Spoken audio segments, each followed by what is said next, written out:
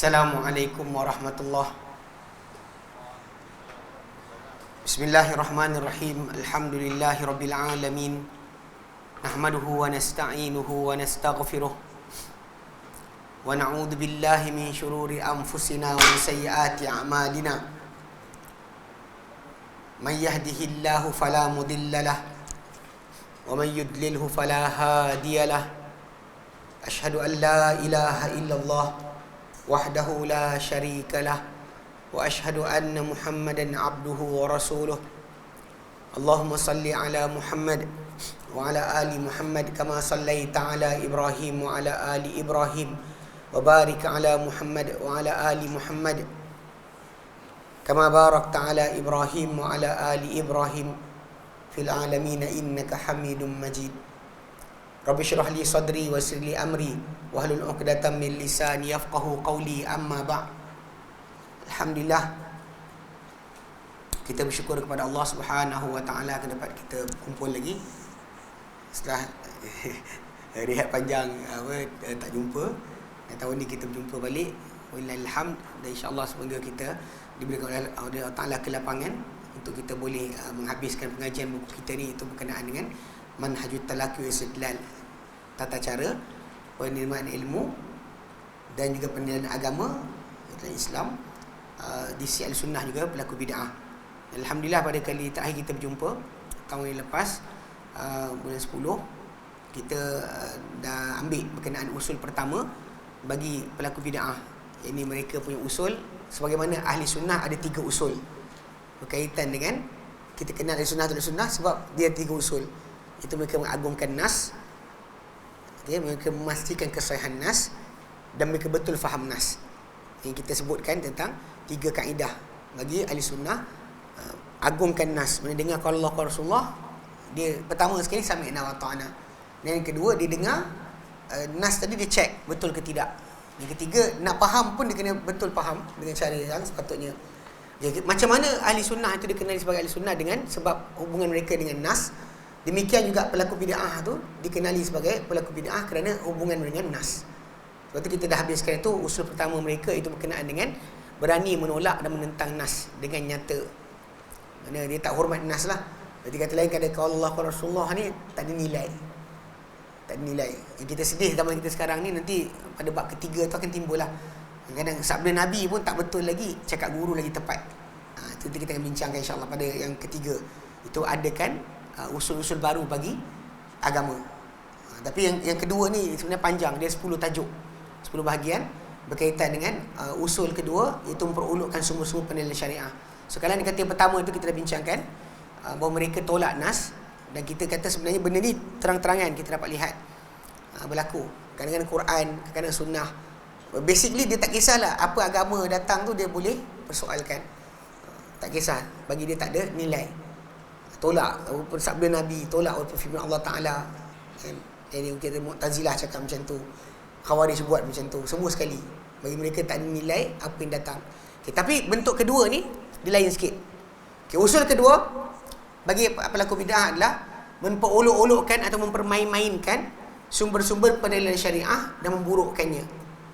Mempermainkan atau memperolokkan sumber-sumber penilaian syariah dan juga memburukkannya. Okay. First thing first, macam usul penilaian syariah kita ni, yang kita kena faham, kita ada ada 4 usul disepakati, 6 usul dipercanggahkan.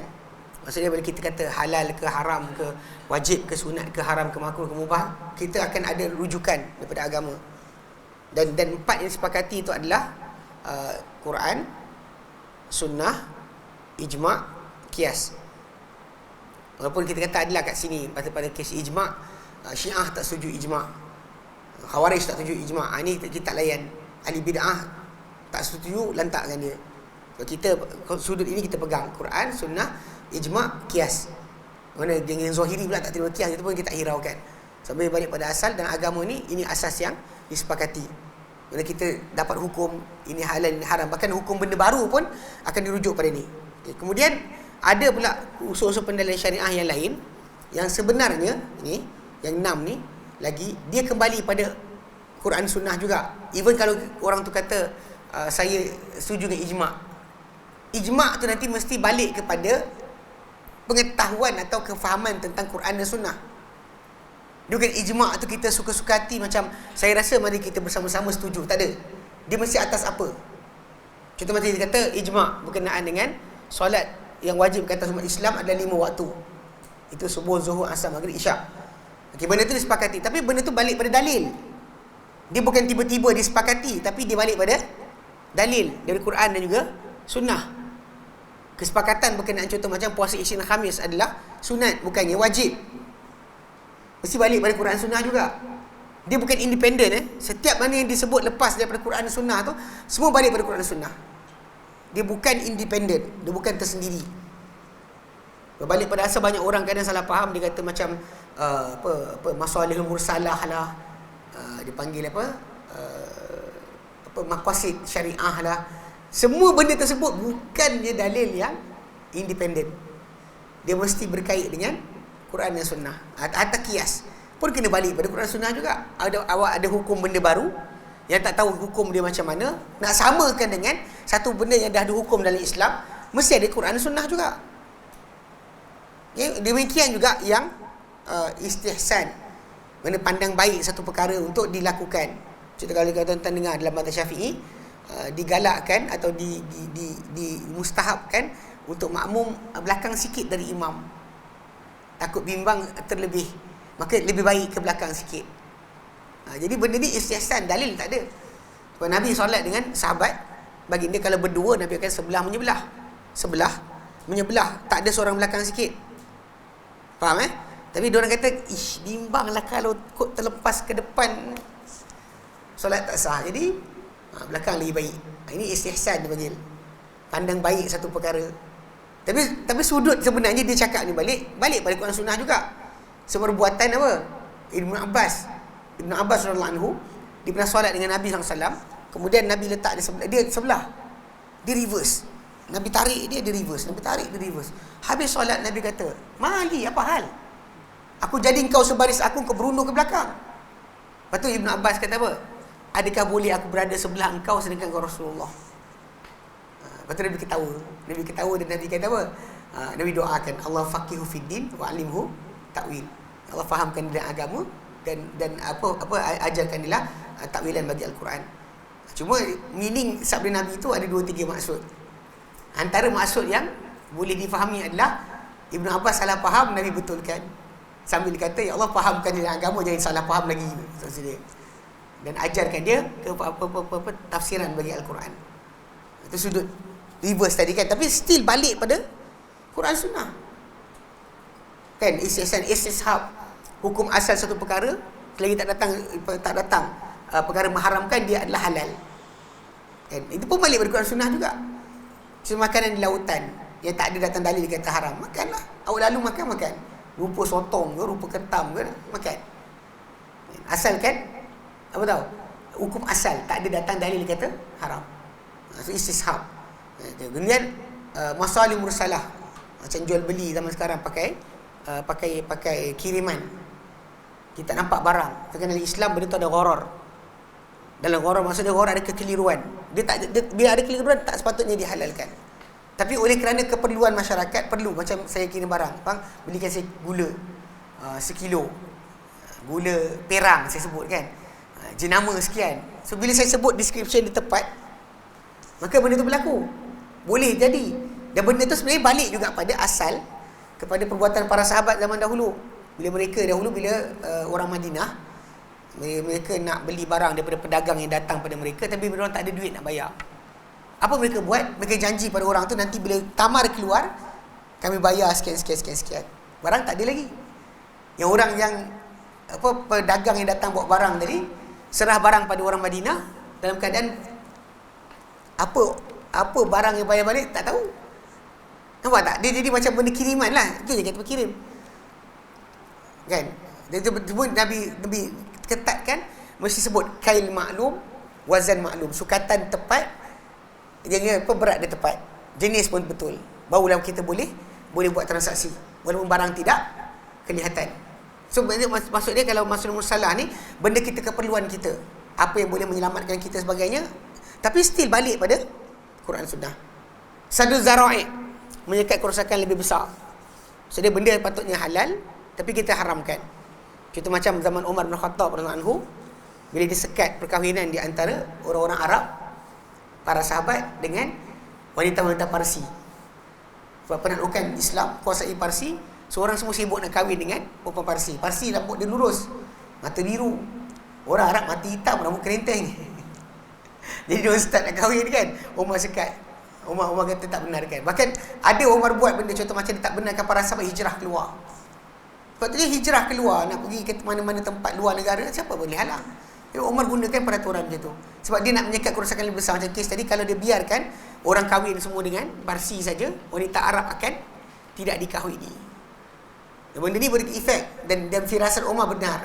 Bila banyak perkahwinan dengan bukan Arab, maka bahasa Arab mula tidak tulen, maka hasil dia lepas satu generasi, dua generasi, dah mula wujud generasi yang tak faham bahasa Arab. Baca Quran tak faham, dengan hadis Nabi tak faham. Punca sebab perkahwinan campur tadi. Jadi Umar punya, dia panggil sadu zarai lah. Dan dia ambil sebenarnya kaedah ni daripada apa? Daripada Quran Sunnah juga. Kalau kita lihat dalam Quran Sunnah, bila Allah Ta'ala perintahkan larang, kita kata ada mak bapak kita. Itu sekecil-kecil benda kan. Kata yang lagi besar lagi patut tak ya buat. Ataupun contoh macam kita dilarang pandang yang haram. Kalau pandang tak boleh, pegang lagi lah tak boleh. Tanya kata, Ustaz, Quran kata jangan pandang je, tapi salam tak apa. Perempuan bukan mahram, awak tengok haram, salam aci, tak boleh lah. Sebab apa? Tutup kerosakan lagi besar. Kalau pandang kan, asal dia pandang benda ni kita tak boleh nak halang. Saya tak sakiti dia pun, saya tak pegang dia pun, tengok je. Takkan luar ke orang tengok kita, orang tenung kita luar, tak luar pun daging kita. Tapi kenapa dilarang kita pandang pada wanita yang bukan mahram kita? Pandang saja, sedangkan tak luar. Sebab apa? Dia akan membawa kepada benda-benda yang lagi besar. Sebab dari situ dipelajari macam mana bila benda halal boleh jadi haram. Benda halal patutnya, tapi disekat. Macam di Malaysia lah, perkahwinan di antara Muslim lelaki dengan wanita ahli kitab. Jabatan Agama Islam gunakan peraturan tak boleh. Di Indonesia dibenarkan bukan kerana masalah ikut Islam, tapi kerana mereka ada hukum Pancasila, semua agama sama. So tak ada siapa lebih superior daripada agama lain. So maksudnya nak kahwin-kahwin pun, Buddha kahwin Hindu, Hindu kahwin sekian, Muslim kahwin terpulang, tak ada masalah. Bagi mereka sama rata. Kita dan Islam, kita tak dibenarkan. Jadi di Malaysia, bimbang takut pergaduhan, pemusuhan kaum berlaku, maka dia letakkan peraturan, nak kahwin dengan Muslim, kena masuk Islam. Yang lain agama lain tak kisah pasal tak ada peraturan tu. Itu basic kena jaga Jadi maksud sadu zarai, qaulus sahabi, kata-kata sahabat. Kalau kata-kata sahabat, orang tu kata kata-kata sahabat dalil ke? Dalam Quran Allah tak langsung ikut sahabat. Ayat kita sering baca ayat 100 surah At-Taubah, wasabiqunal awwalun, dan orang mula-mula awal-awal masuk Islam, minal muhajirin wal ansar. Dia kan muhajirin, dia kalangan ansar. Walladzina tabauhum bi ihsan, siapa ikut mereka dengan baik. Apa dapat? Radhiyallahu anhum wa radu'an. Telah redha Allah terhadap mereka, dan mereka pasti redha terhadap Allah Taala. Wa addalahum jannatin tajri tahtaha al-anhar. Allah sediakan untuk mereka syurga mengalir di bawahnya sungai-sungai, khalidina fiha abada, kekal mereka dalam selama-lamanya. Dzalikal fawzul azim, itu kejayaan paling besar. So biasanya kalau kita baca situ, qaulus sahabi ni ada sandar Quran Sunnah tak? Ada. Okey. Lepas tu syar'u man qablana, syariat orang sebelum kita. Itu pun balik juga kepada Quran Sunnah juga. Sebenarnya ni nak kena faham ke? Yang betul-betul independen hanya dua. Itu Quran dan Sunnah. Adapun yang lain ni mesti balik kepada Quran dan Sunnah. Bukan tiba-tiba kita kata ini adalah sekian, ini hukum sekian, tanpa sokongan daripada Quran dan Sunnah Nabi SAW. So, jadi dalil pemahaman dalil pensyariatan agama ni kembali kepada 10 itu. Ada tambah uruf, kebiasaan masyarakat. Tapi benda ni tak kuat. Sebab kebiasaan tadi tetap dia ukur dengan bahasa ada dalil. Kalau dia kata bertentangan dengan dalil, tertendang. Pasal uruf tadi tak semestinya datang daripada Quran Sunnah. So kebiasaan masyarakat kadang-kadang berlaku daripada adat resam budaya kaum tersebut. Macam tadi kan saya datang sini, saya naik teksi dengan seorang Cina, bukan Islam lah. Tapi sembang, kita sembang. Tu dia tanya, dia kata dia bujang lagi. Saya kata, tak kahwin lagi ke? Dia tak kahwin. Saya kata kenapa? Kan? Dia kata mahal nak kahwin. Dia kata orang Cina mati mahal, faham? Kahwin pun mahal. Saya kata RM60,000. RM60,000 tu okey lagi, dia kata. RM100,000. Saya kata biar benar kahwin artis ke? Ni kali kedua saya sembang dengan non-Muslim yang Chinese, dia jawab benda yang sama berkenaan masalah masyarakat. Lepas tu saya kata, tak boleh ke langgar je. Macam kes mati mahal kan. Mati tak ada RM20,000, tak ada RM100,000, tak sampai syurga. Jadi macam mana? Saya kata tak boleh kau tanam je mak kau gitu. Tak boleh, dia kata. Macam mana hidup macam tu kena mati, dia kata. Saya kata kalau orang Hindu saya faham, dia ada kasta. Dia tak boleh lari dari kasta tu sebab kasta tu agama. Korang bukan ada pegangan sangat pun, saya kata. Bukan ada pegangan sangat pun. Nak ikut agama, tak juga. Agama larang minum arak, kau minum arak juga. Dia kata tak boleh, tradisi. So tradisi kadang-kadang bukan berkaitan dengan sedangkan kalau saya sebut tadi kan, istihsan, istishab, masalah sadun zara'i, qaul sahabi tu kan yang kita sebut tadi, semua tu ada mesti rujuk pada Quran Sunnah balik. Dia bukan tiba-tiba independen. So kadang-kadang ada orang dia gunakan ketidakfahaman sebahagian umat Islam tentang usul agama ni untuk cara mereka masukkan dalam Islam apa bukan daripada Islam. Contoh sambutan hari lahir, ataupun sambutan tahun baru, atau sambutan contoh macam apa, meraihkan kelahiran Nabi SAW. So dia benda ni luar daripada batasan, dia tak ada kaitan dengan sini, tapi dia orang masukkan. Dia katalah dalam Islam bukan Quran Sunnah je ada, tapi ada lagi lain-lain. Bagi yang tak belajar usul fiqh akan cakap, betul juga, ada lain-lain ni. Dengar sini, yang lain-lain ni hanya ikutan pada Quran dan Sunnah sahaja. Sebab tu kita nak faham Quran Sunnah, kita sebut kan, kefahaman yang benar mesti faham cara para sahabat, bukan faham dalil ikut kepala kita sendiri. Sebab tu ni, dalam konsep masalah ni kena faham betul. Saya terpaksa buka tajuk ni sebab nak fahamkan nanti bila diorang mainkan tolak Quran, ambil sunnah, ambil Quran, tolak sunnah, ambil sebahagian ayat, tinggal sebahagian ayat. Kena faham sebenarnya dekat situ tak ada ruang bila mereka adakan benda bukan daripada agama. Macam Imam Malik rahimahullah kata, apa bukan agama pada zaman para sahabat, takkan jadi agama pada zaman kita. Apa bukan agama zaman mereka, takkan jadi agama zaman kita. Ini basic kena pegang. Kalau orang tak boleh faham benda ni, masalah. Banyak benda yang berlaku dalam masyarakat adalah punca daripada ketidaktahuan berkenaan dengan apa sumber agama. Kadang-kadang kita jumpa kan bab mimpi lah, kasyaf lah, orang ni baik, orang ni wali. Tiba-tiba benda halal jadi haram, haram jadi halal. Haram jadi halal, haram jadi halal, halal jadi haram. Hanya kerana yang cakap ni pernah mimpi jumpa Nabi. Yang cakap ni, dia ni wali Allah. Halal sekali hilang lah. Sedangkan dalam konsep agama, bila kita berdalil, kita ada disiplin. Disiplin ini yang kita jaga. So basically bila kita ceritakan berkenaan dengan 10 perkara, nanti kita akan start berkenaan dengan ahli bid'ah. Memang sebenarnya yang diorang cerita ni tak valid pun. Bagi orang yang tak belajar agama, dia akan kata macam, macam betul juga. Ini memang tak ada Quran Sunnah, tapi ini istihsan. Ulama kata baik, orang kata baik, kita baiklah. Asal baik, apa salahnya? Dia start macam tu. Itu kita jaga sikit. Baik. Dia kata kat sini, memperolokkan usul-usul pendalilan syariah adalah salah satu tanda yang nyata dari tanda-tanda pelaku bid'ah. Ia adalah satu pintu dari pintu-pintu memerangi agama dengan mengeruhkannya, mengeruhkan sumbernya dan memburukkan usulnya. Dia tak kata lawan Islam direct, tapi cara dia rosakkan Islam, untuk Islam tak dipatuhi perintah Rasul, dengan cara dia rosakkan usul, pemahaman dalil, ataupun usul syariah itu sendiri dia rosakkan. Ini belum lagi tajuk bab tambah usul. Ini bab usul tu dah ada. Sebab tu kita dengar banyak orang kata, saya ikut Quran dan Sunnah. Tapi kenapa dia tak ikut macam Nabi? Kenapa dia tak follow sahabat? Kenapa dia kata Quran Sunnah dia tapi jadi macam ni? DQ lompat-lompat lah, golek-golek kat tanah lah, kan? Kenapa tak serupa?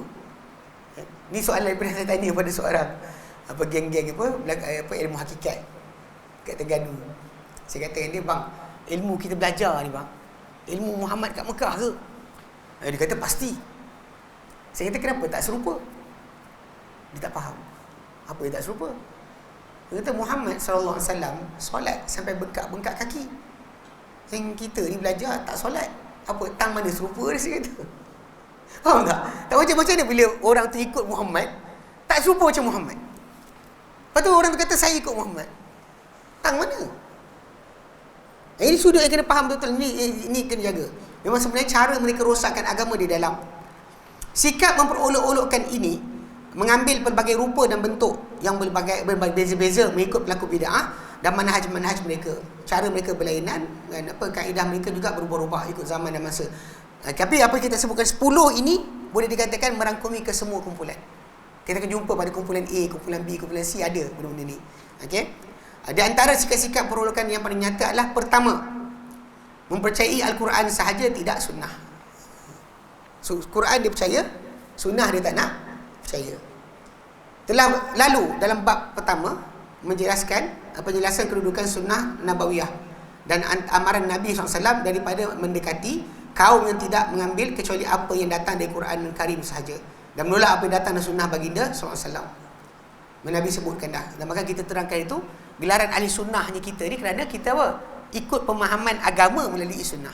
Itu sebab kita gelar diri kita ahli sunnah. Tak ada gelaran ahli sunnah itu dipakai kerana ikut bid'ah. Anda pakai sunnah sebab anda ikut sunnah lah. Itu sebab kenapa digelaran ahli sunnah itu dipakai. Tapi bila dan bahkan bila kita sebutkan itu, bahawa bila berkaitan dengan Quran, mereka setuju. Panggil dia anti hadis. Quran setuju. Syiah setuju Quran. Apa dia kata ada masaf lain tapi Quran setuju. Panggillah. Mana kumpulan sekalipun, Qadiani, Quran setuju. Semua setuju dengan Quran. Tapi lari dekat mana? Pada sunnah. Pada sunnah lah pembezaan kita dan mereka sebenarnya. Sebab tu mereka ada idea terima Quran tak terima sunnah Nabi SAW. Tapi Nabi telah ingatkan perkara ini. Dan bahkan sebab tu kenapa para sahabat Nabi SAW dahulu sering menekankan berkenaan dengan bila nak faham dalil tengok Nabi, ataupun bila nak faham dalil tengok sahabat yang lain yang mereka belajar dengan Nabi SAW. So orang yang meninggalkan manhaj ini dia akan gagal. Kerana pemahaman apa sekalipun, bab ibadat ke, bab akidah ke, bab akhlak ke, apa sekalipun, kalau dia tinggalkan kaedah ini dia akan gagal. Dan kita sebutkan itu kan bila kita kata macam kes betul faham nas, pertama sekali mesti faham nas melalui cara para sahabat. Dan cara para sahabat faham nas adalah sentiasa merujuk kepada Nabi SAW. Ini asas pertama. Okay, dikatakan kat sini Khawarij dan yang seumpama mereka telah jatuh ke dalam kesesatan yang diperingatkan oleh Rasulullah SAW. Walaupun kita nampak Khawarij ni nampak macam geng-geng apa yang banyak ibadat kan, apa dahi dia hitam sujud, pipi lekuk kerana menangis. Tapi besok lusa dia dikafirkan para sahabat. Tapi sedangkan kat sini masalah sebenar. Orang tak nampak kan. Zaman kita sekarang disebut Daesh ke, kumpulan yang militan yang bergerak kononnya apa menyebarkan apa jihad. Dia langgar, antara benda yang dia langgar adalah perkara pertama sekali pergi keluar berjihad tanpa ada pemerintah. Itu simple sangat. Anda tahu dia betul ke tidak? Pasal dalam Islam tidak ada pelaksanaan jihad kecuali dengan pemerintah. Macam tak ada pelaksanaan potong tangan pencuri kecuali dengan pemerintah. Awak belajarlah kitabul hudud mana sekalipun, tak ada bila belajar hudud. Lepas tu kita pun daripada majlis terhubung ni alhamdulillah kita ada squad potong tangan pencuri. Mana boleh? Sebab yang layak melaksanakan hukum tadi hanyalah pemerintah. Macam juga kes jihad tadi, hanya isytiharkan perang pemerintah. Bab sini start sini dia gagal. Di masa sini dia dah langgar. Kita lihat pasal cara sunnah macam tu. Memang macam tu cara para sahabat. Dia tak keluar walaupun diorang geram, marah ke sekalipun dengan apa dibuat oleh musyrikin dahulu. Mereka tak keluar angkat senjata, suka-suka hati serang orang musyrik tanpa arahan Nabi SAW. Itu basic yang kita faham. Sebab tu kita kena faham tadi. Jadi Khawarij ni yang kumpulan yang kita panggil apa yang Nabi pernah tegur. Dia dalam Kitabuz Zakah, kalau buka dalam Sahih Muslim, Kitabuz Zakah, dia ada sebut berkenaan dengan seorang lelaki ketika perang Hunain. Nabi SAW agihkan harta rampasan perang tak macam biasa. Di harta rampasan perang dalam Islam ni dua bentuk. Satu panggil fai'u, satu panggil ghanimah atau amfal. Fai'u ni kalau tak ada pertempuran berlaku, kita kepung musuh surrender, Semua harta yang ada pulang kepada Rasulullah. Nak buat apa, bagi dia boleh buat. Macam berlaku pada harta Bani Nadir yang dalam surah Al-Hashr kan, yang mana harta tersebut pulang kepada Rasulullah. Rasulullah SAW agihkan. Yang dapat harta tersebut, Nabi agih ketika itu Muhajirin yang Nabi dapat bagi. Ansar 2 orang je dapat. So jadi ayat Quran jelas beritahu tentang fai'u tu macam tu, diorang sami'na wa ta'na. Kemudian kita ada surah Anfal ayat 41 berkenaan dengan tajuk pengagihan 1/5. Maksudnya kalau berlaku pertempuran, kita kejar musuh kejar kita, bertempuran, kita menang, harta rampasan perang tu bagi 5. 1 balik kepada Allah dan Rasulnya, yang Nabi akan pecahkan 5 pula. Kemudian yang baki 4 tu akan dapat pada tentera. 1 untuk yang berjalan kaki, 3 untuk yang berkenderaan. 1 milik dia, 2 milik kuda dia atau kenderaan yang dia bawa. Ini asas pecahan. Tiba-tiba dalam perang Hunain, antara perang terakhir Nabi SAW yang Nabi sertai, pertempuran berlaku. Bila menang tentera Islam, Nabi agihkan harta rampasan perang tadi tidak seperti biasa, tidak seperti fai'u, tidak sekian. Nabi agihkan sendiri. Pasal ikutkan itu fai'u bukan sebab pertempuran berlaku, so dia ghanimah. Ikut dalil jumpa ni, Al-Quran kata ni. Jadi Nabi start agihkan. Yang dapat banyak siapa? Mu'allaf yang lari dalam peperangan tadi. Yang ini 100 ekor, yang ini 100 ekor. Tiba-tiba mula start. Yang seorang kata, pedang kita tak kering lagi darah musuh. Nabi agih macam ni. Ada cakap itu. Kemudian ada pula yang seorang tu bangun, dia kata, "Hei Muhammad, berlaku adil lah." Atau dia kata, dari riwayat lain dia kata, tidak diinginkan ini wajah Allah. Dia cakap depan Nabi SAW. Okay. Apa kaitan dengan masalah sunnah dekat sini? Dan tajuk ni, apa masalah sunnah? Sebab lelaki ni, dia mungkin faham dari Quran bahawa harta yang pertempuran tadi patut bagi 5. 1/5 milik Allah dan Rasulnya, yang Nabi akan bagi bagi kurba, wal yatama, masakin, ibn sabil. Kemudian 4/5 balik pada tentera. Tiba yang ini Nabi tak bagi tentera, Nabi bagi sini, bagi sini, bagi sini, bagi sini, bagi sini. Semua yang dapat tu mu'allaf. 100 ekor, 100 ekor. Okay. Bab sunnahnya adalah, para sahabat yang senior, yang awal masuk Islam, mereka diam. Sebab bagi mereka, Nabi adalah musyarri'. Nabi SAW berhak untuk kata, ini dah tukar, ini tak buat dah, ini tak jadi dah. Sebab tu bila Nabi SAW solat, kadang-kadang rupa terpelik sikit, dia kata, "Ya Rasulullah," lepas solat dia tegur, "Ya Rasulullah, engkau solat hari ni tak macam hari-hari lain." Dia nak tunggu kod-kod Nabi kata telah ditukarkan. Dia tunggu macam tu ayat dia. Maksudnya dia belum faham Nabi punya posisi. Tetapi lelaki yang kata pada Nabi, "Hei Muhammad, berlaku adil lah," atau dia kata tidak diinginkan ini wajah Allah, kata-kata dia tadi muncul sebab dia tak kenal kedudukan Nabi SAW. Hak Nabi sebagai wakil Allah Ta'ala untuk menjelaskan hukum. Ni boleh kata Nabi langgar Quran. Ayat tu. Ayat kan? Nabi langgar Quran. Quran kata, tengok 41 ayat surah Al-Anfal. Kalau dia kata tu Quran kata. Tapi Nabi buat dia opposite Quran. Macam mana ni? Para sahabat yang senior akan senyap. Sebab mereka faham kedudukan Nabi. Tapi orang macam Khawarij ni, dia masalah dia. Tu dia kata kaitan sunnah. Sebab dia nampak Nabi ni boleh langgar Quran lagi. Nabi lawan Quran. So, ni ikut siapa? Ayat dia keluar. Sedangkan salah. Sebab Nabi penjelas Quran. Allah Ta'ala clarify dalam surah An-Nahl. Ayat 44.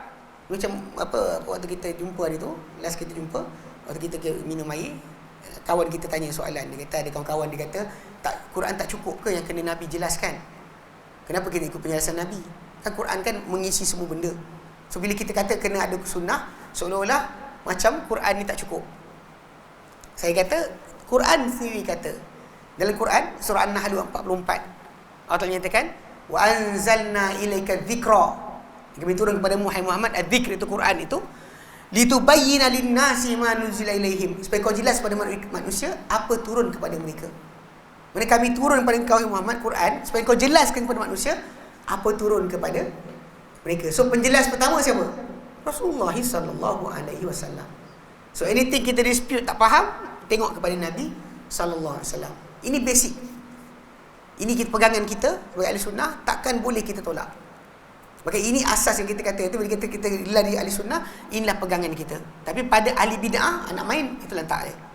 Yang Khawarij di antara contoh pertama, sebab lelaki ni datang, Nabi kata akan lahir daripada keturunan lelaki ni, Nabi kata. Ya, satu kaum yang baca Quran tak melepasi tengkorok mereka. Tak sampai ke hati. Baca Quran tapi sampai sini je. Kan, mereka membaca daripada kata-kata sebaik-baik manusia. Tapi mereka lepas keluar daripada agama macam melepasnya anak panah daripada sasaran. Nak ceritakan cepat dia terkeluar dari agama. Kemudian Khawarij. Dan Nabi terangkan tentang sifat mereka sebagainya. Kemudian Nabi kata, pada perangi mereka, dia adalah orang-orang yang paling hebat, paling baik. Dan Ali bin Abi Talib, tentera dia lah memerangi kumpulan Khawarij. Kumpulan Khawarij ini sebenarnya kalau ikutkan kemunculan mereka pada zaman Uthman bin Affan tu bila start. Bila mana Uthman bin Affan, kan dia seorang yang agak lembut dalam bab pemerintahan, dia tidak setegas Umar. Umar bin Khattab radhiyallahu anhu pada zaman dia buat benda bukan dipukul dia. Macam Subaik, seorang lelaki yang sibuk main-mainkan orang kata-kata, tanya wal mursalatu urfa fal asifati asfa, apa maksud dia. Mursalat ni ada pendapat kata angin, ada kata kuda yang ni, ada kata. Jadi dia tanya orang tak boleh jawab, apa Islam kau? Dia macam tu. Jadi orang ramai mengadu pada Umar. Umar pun doa kepada Allah Ta'ala, Allah makinni minhu, Allah bagi aku jumpa dia. Satu hari jumpa betul. Tengah-tengah Umar bagi makan orang ramai, hari Jumaat, dia angkat tangan. Ya Amirul Mukminin, wal mursalati urfa fal asifati asfa, apa maksud dia? Umar pun ambil kayu, dia hayun. Hayun dia pukul, serius. Umar pukul. Umar punya perangai kan. Tapi terkekanglah orang-orang yang mungkin dia perangai. Zaman kita macam ahli kalam kan, suka cakap-cakap ni kalau ni, memang kena Umar kena pukul lah. Tapi berhak Umar pukul sebab dia Amirul Mukminin.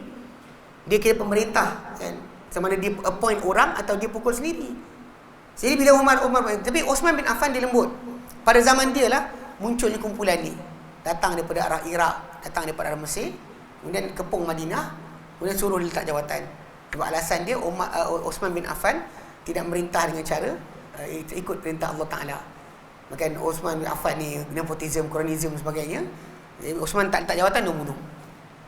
Lepas tu diorang kononnya sokong tentera Ali bin Abi Talib. Lepas tu bila Ali berdamai dengan Muawiyah, dia lari keluar, buka kampung baru. Kat situ timbul gelaran mereka sebagai Haruriyah, dikenali sebagai Khawarij. So, tapi kalau ikutkan pada apa kita bincang kat sini, diorang adalah contoh pertama penentangan terhadap sunnah Nabi sallallahu alaihi wasallam. Sebab bila Nabi buat, Nabi tak betul, siapa yang betul? Dia kata Quran, Nabi cakap gini, Nabi buat macam ni, Nabi tak betul. Ini ayat biasa kita dengar. Orang-orang yang apa, konon dia kata kalau Quran ni apa, dah cukup, kenapa ada sunnah?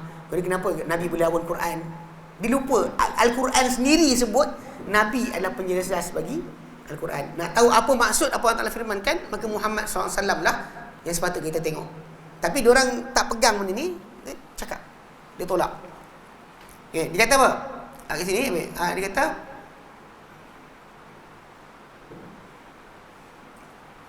kata Khawarij dan yang seumpama mereka telah jatuh ke dalam kesesatan yang diperingatkan Rasulullah SAW ini. Mereka tak mengambil melainkan apa yang datang dari Quran Karim sahaja. Dan ini menjadi salah satu sebab kesesatan dan penyelewengan mereka. Betul, kadang dia kata macam tak ada dalam Quran, tak ada dalam Quran. Tak ada dalam Quran. Baru ni ada satu kelas saya buat kat rumah abang ipar saya, pun timbul tajuk ni. Lepas saya sebut-sebutkan berkenaan dengan pintu langit ada kan. Dia kata, Ustaz sebut langit ada pintu ni daripada hadis. Quran ada ke? Terus saya bacakan ayat Quran ni kata ada, pun dia diam. Dia ingatkan hadis Nabi ni datang opposite pada Quran, atau macam kadang Quran tak cakap, hadis mana-mana cakap. Jangan sekali-kali ada idea tadi. Tapi inilah bentuk pertama yang anda akan jumpa. Manusia yang kata kami nak terima Quran, tak terima sunnah. Ya, baik.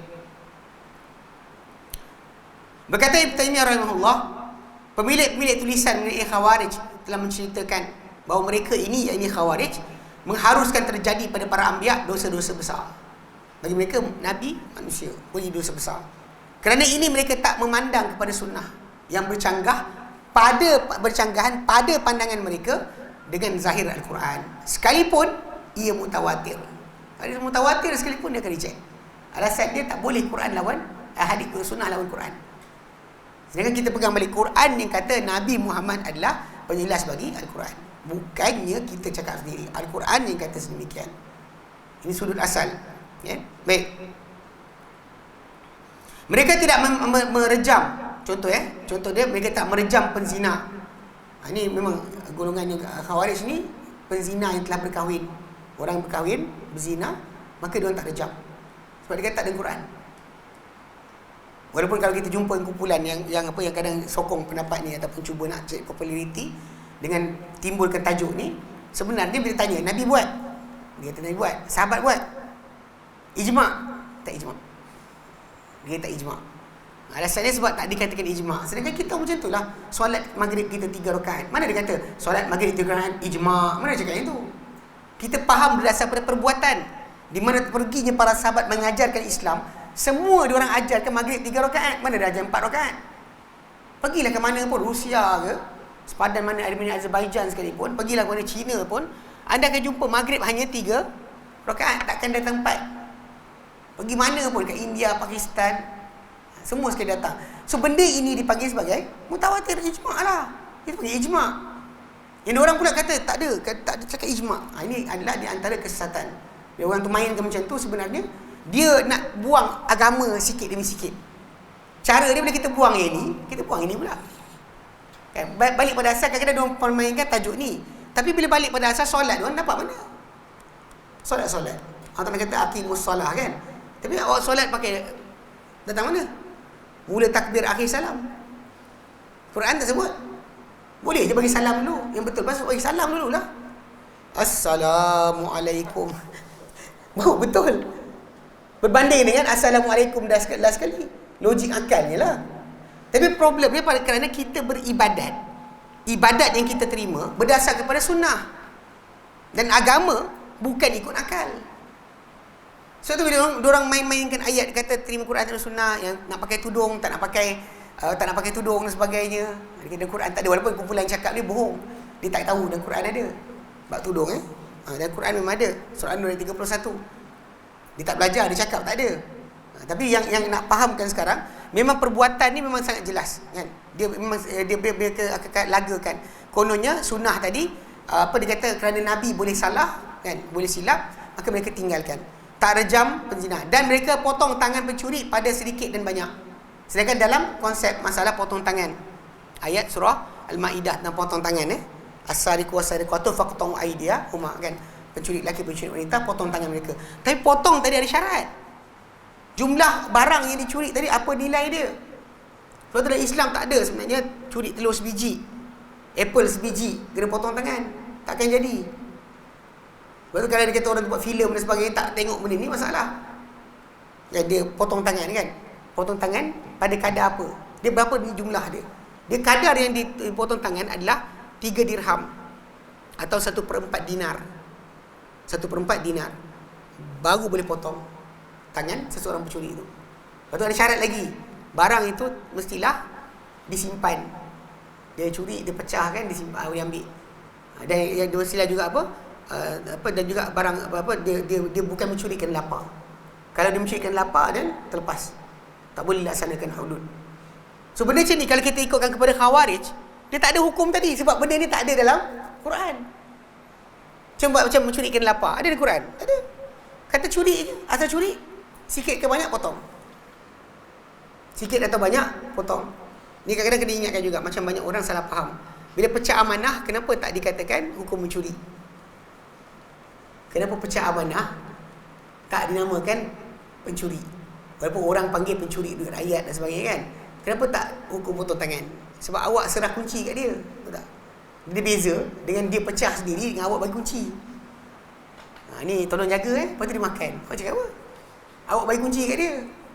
Awak yang percaya kat dia dulu. Itu sebab dia makan. Suka hati dia. Itu ada beza hukum bagi ikhtilas, bukannya sirqah. So sirqah ni dia spesifik. Memang orang tu ambil. Kalau dia rompak, tajuk lain. Dia gunakan ugutan bagi. Itu tajuk lain kan sirqah. Sirqah ni dengan sembunyi-sembunyi. Macam orang tu sebelah kita kan. Dia potong beg kita. Zaman dulu ada kaedah. Bila orang naik bas zaman dulu kan. Yang curi ni, dia bawa surat khabar, dia bawa pisau. Dia koyakkan beg tersebut, dia ambil dan tengah tutup macam tu kan, dia curi. Macam tu je lah. Bila cukup kadar, boleh potong tangan. Khawarij, dipotong tangan pada kecil atau besar. Barang tadi murah ke mahal, sama je. Okay? Dipotong tangan. Sebab dia tak ikut hadis Nabi SAW. Okay? Kerana sangkaan mereka mengikut apa yang dikatakan bahawa tiada hujah melainkan Al-Quran. Ayat, tiada hujah kecuali Al-Quran.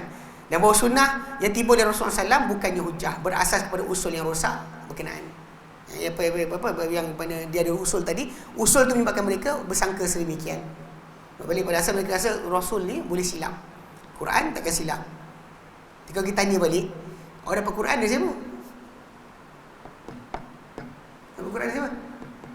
Kalau bukan Rasul yang bacakan Quran pada awak dapat siapa? Ini benda yang kadang-kadang diorang tak faham. Diorang sebenarnya langgar apa diorang cakap, tapi diorang tak sedar. Jadi kebanyakan orang zaman sekarang ni macam tu, lari. Sebab tu saya kadang-kadang macam kes ni peringatkan bagi orang yang belajar harfiah Quran, berhati-hati. Sebab banyak orang, kumpulan yang terikut macam Kasim Ahmad dulu, diorang ada grup yang belajar harfiah Quran.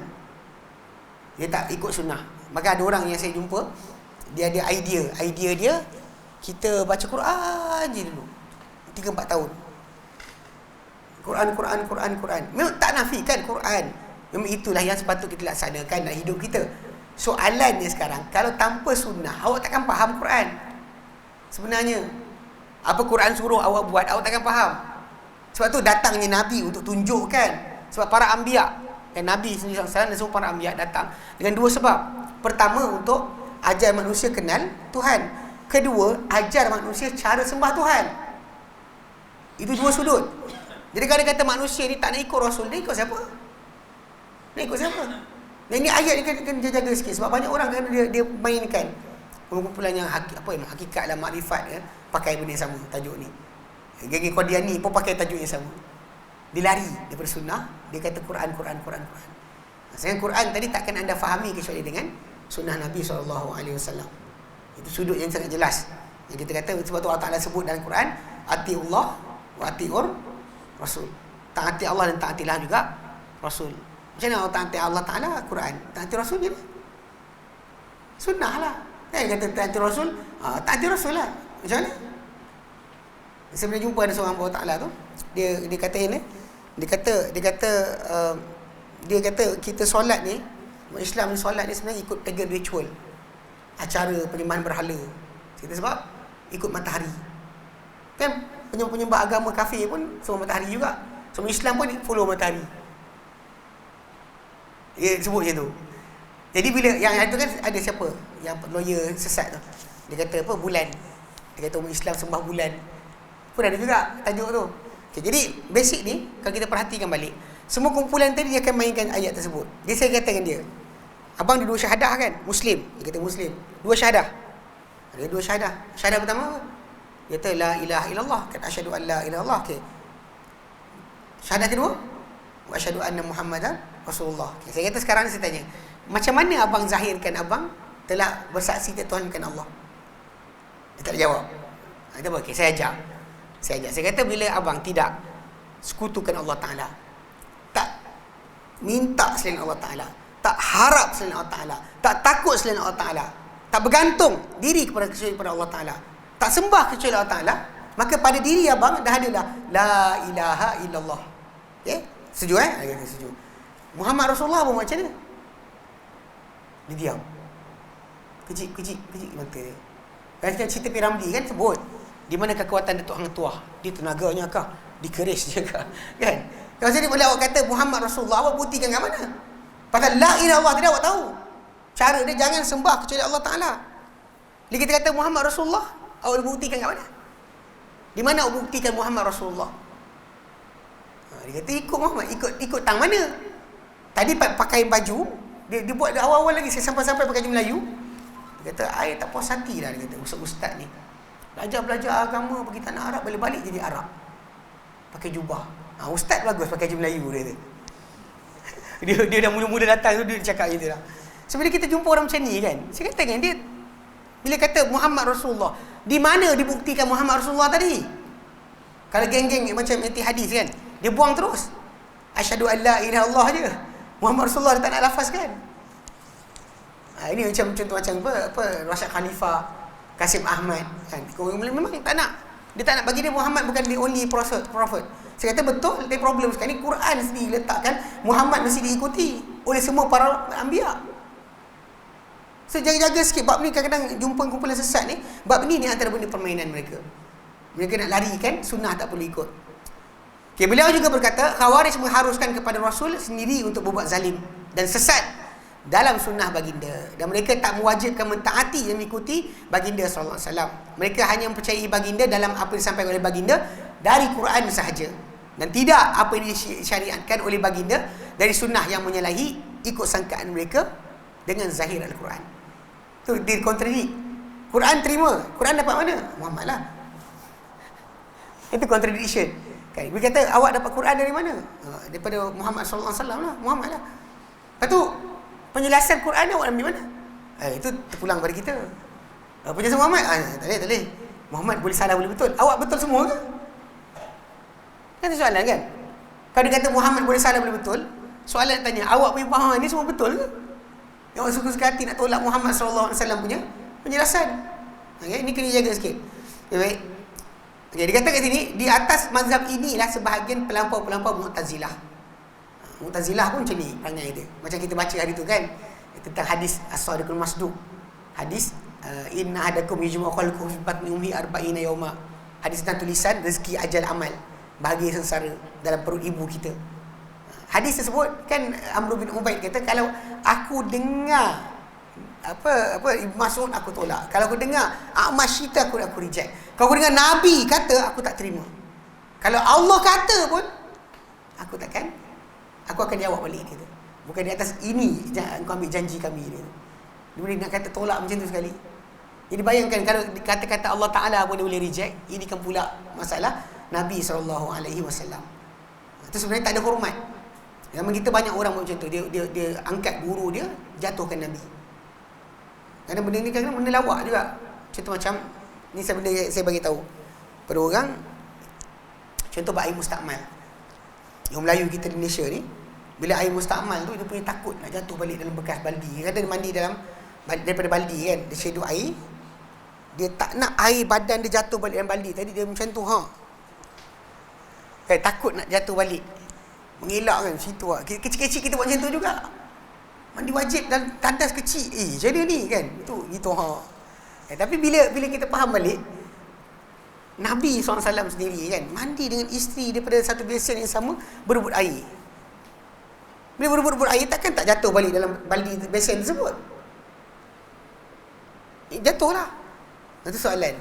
Kalau Nabi tak sibuk, awak sibuk apa? Nabi tak sibuk air jatuh balik, awak sibuk apa? Tapi ustaz saya kata, nampak tak?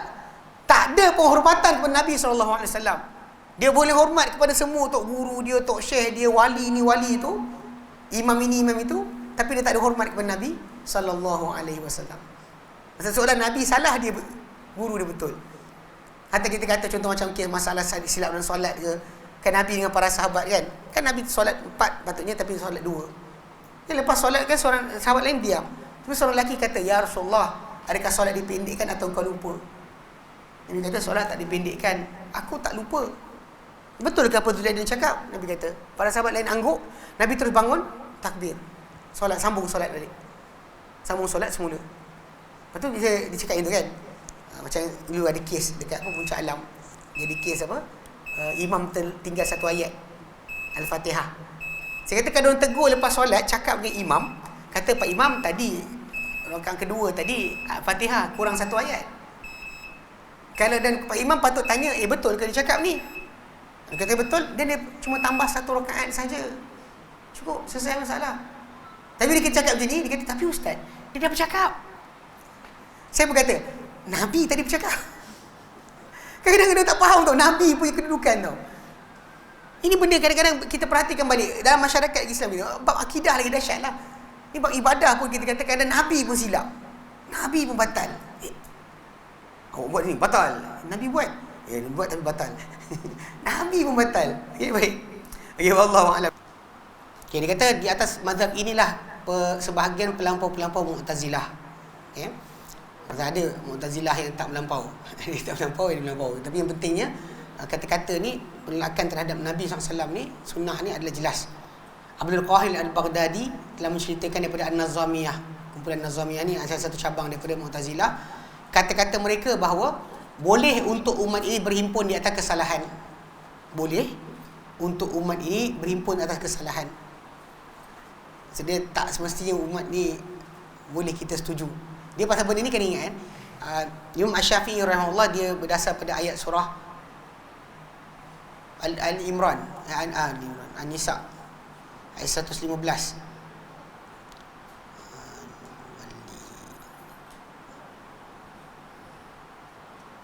An-Nisa 115. Imam Syafi'i rahimahullah dia kata dalam ayat berkenaan ayat surah An-Nisa 115, Allah Ta'ala nyatakan wa may yushaqiqir rasul, barang siapa yang berada pada pihak yang bukan bersama dengan Rasul. Bukan seperti lawan mana Rasul duduk di sini, awak duduk sini. Dia kata wa yattabi' ghayra sabilil mu'minin, dan mengikuti jalan selain jalan orang beriman. Nuwallihi ma tawalla, kami palingkan dia kepada tempat dia berpaling.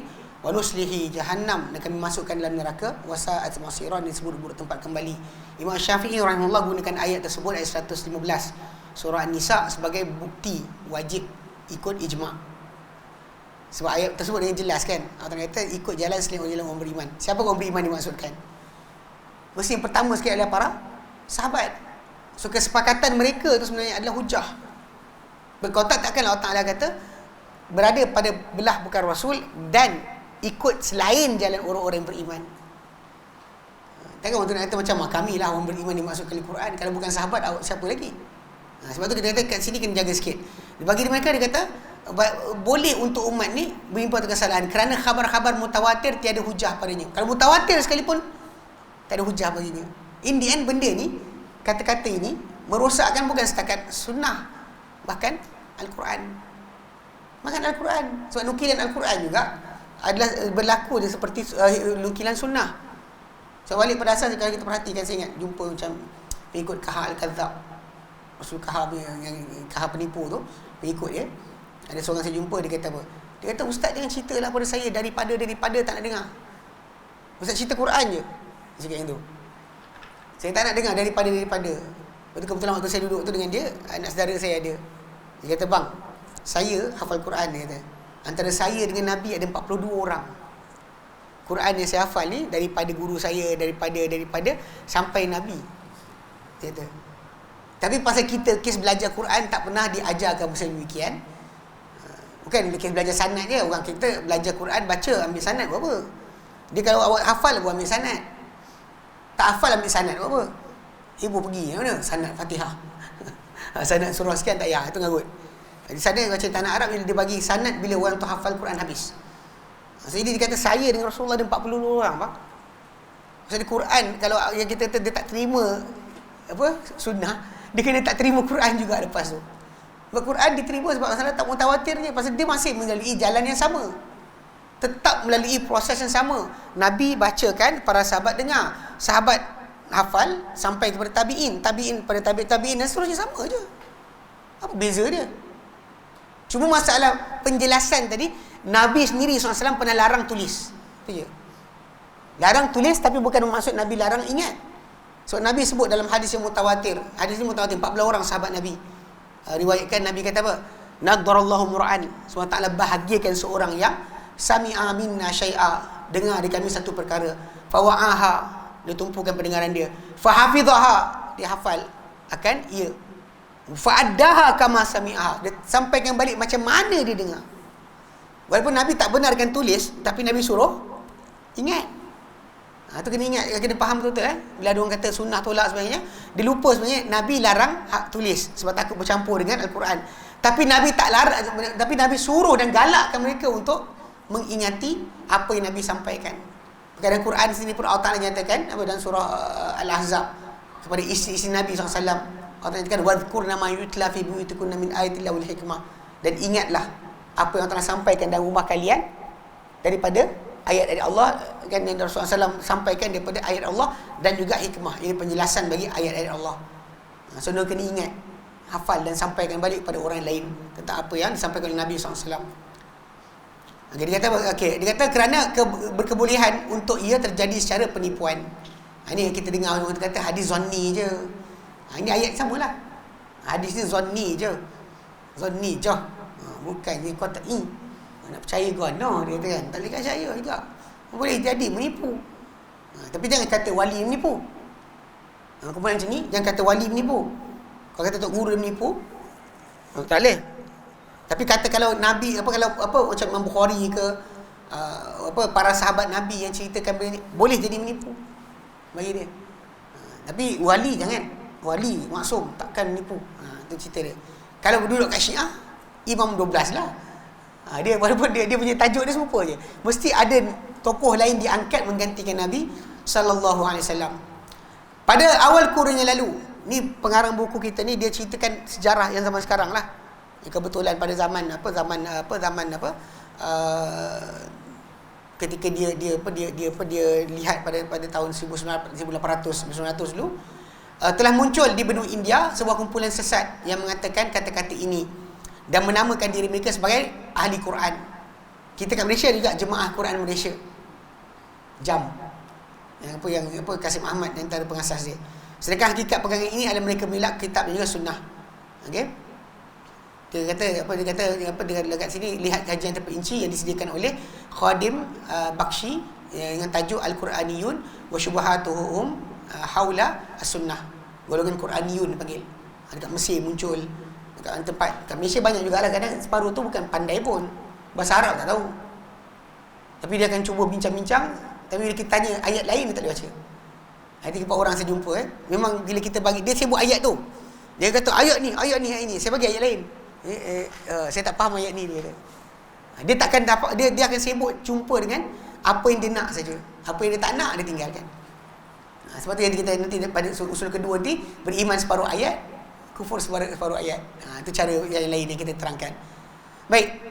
Dan kata dan diwujud di Mesir sekarang sebuah kumpulan yang menggelar diri mereka golongan Al-Quran, dan mereka terkenal di media sebagai Firmawiyah.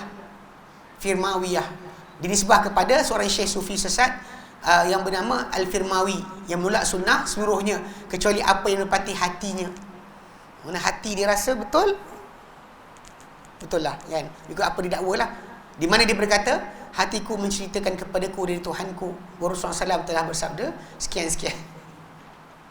Tapi ikut dia, ini Tok Guru kita paling hebat kan. Dia kelakar. Wallahualam. Kadang-kadang geng macam ni kan, bila Tok Guru mereka Allah jadikan hujung hayat. Wallahualam, saya perhatikan kebanyakan macam tu. Hujung hayat bila geng-geng yang rasa hebat ni, Tok Guru dia betul, takkan silap sebagainya, Allah bagi hujung hayat Tok Guru ni kan, diorang akan jadi contoh macam jadi hilang keupayaan bergerak, kolaps macam Kasim macam Ayapin, hujung hayat dia lumpuh kan. Arkam Asy'ari Muhammad, hujung hayat pun lumpuh, tak bercakap tak boleh cakap pun gitu je, dia tak lidah, dia tak boleh lafaz. Harun Mat Saad aka Tuhan Harun, lepas kena dakwa di mahkamah kan, nampak terkulai, tak boleh bercakap, dia tak boleh gitu kepala dia lumpuh. Demikian juga macam Nazim Haqqani yang Tarekat Nasyabandi Muhibbin tu pun sama juga, hujung hayat tak boleh makan, kena pakai bib, dia gitu je. Tapi yang kelakarnya pengikut ni kan, dia kata Tok Guru ni minta apa Allah Ta'ala bagi, minta sekian Allah Ta'ala akan jalankan apa dia. Tapi tiba-tiba hari-hari dia nak mati, macam tu keadaan dia, dia tak boleh nampak tau Tok Guru dia tak buat apa yang dia cakap, tak boleh buat. Tapi diorang tetap akan berpaut dekat situ. Tok Guru kita ni wali sebagainya lah. Macam dulu dekat belah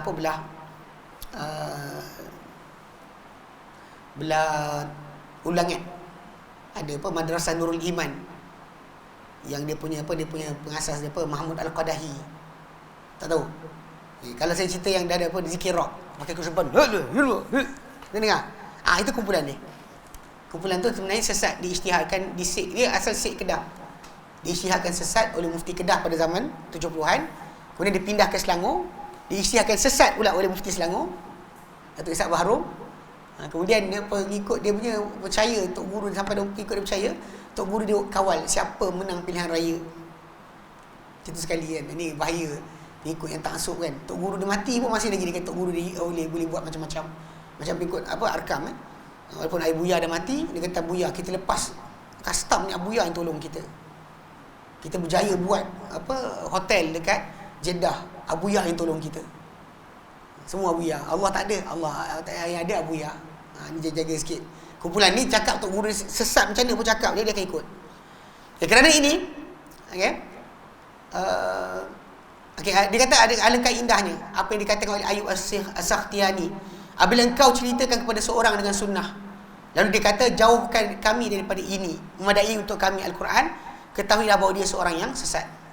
Simple je kan. Bila kita kata kalau Rasulullah SAW dia lari, maksudnya dia memang orang sesat. Kita bila dengar kalau Rasulullah SAW, kita sungguh nak faham apa yang Nabi terangkan. Kita tahu dengan penjelasan Nabi makin dekat kita kepada Allah Subhanahu Wa Taala. Tapi bila orang terdengar kalau Rasulullah dia lari, itu pelik lah. Itu sangat pelik. Benda dikatakan sini ketahuilah dia sesat. Kerana ini pendirian golongan salaf adalah kuat dalam menghadapi golongan yang sesat ini. Antaranya Imam Abdullah Az-Zubair Al-Humaidi. Imam Abdullah bin Zubair Al-Humaidi. Dia kata apa? Demi Allah, sungguhnya aku memerangi golongan yang menolak hadis Rasulullah sallallahu alaihi wasallam lebih aku sukai daripada aku memerangi sejumlah di kalangan mereka orang Turki. Zaman dulu Turki yang hasil perkahwinan Mongol dengan sebagainya tempatan tu orang kafir. So, jadi Al-Humaidi kata untuk perang dengan orang tolak sunnah lebih aku suka berbanding dengan jumlah yang sama orang-orang kafir Turk pada zaman dulu, dia kata.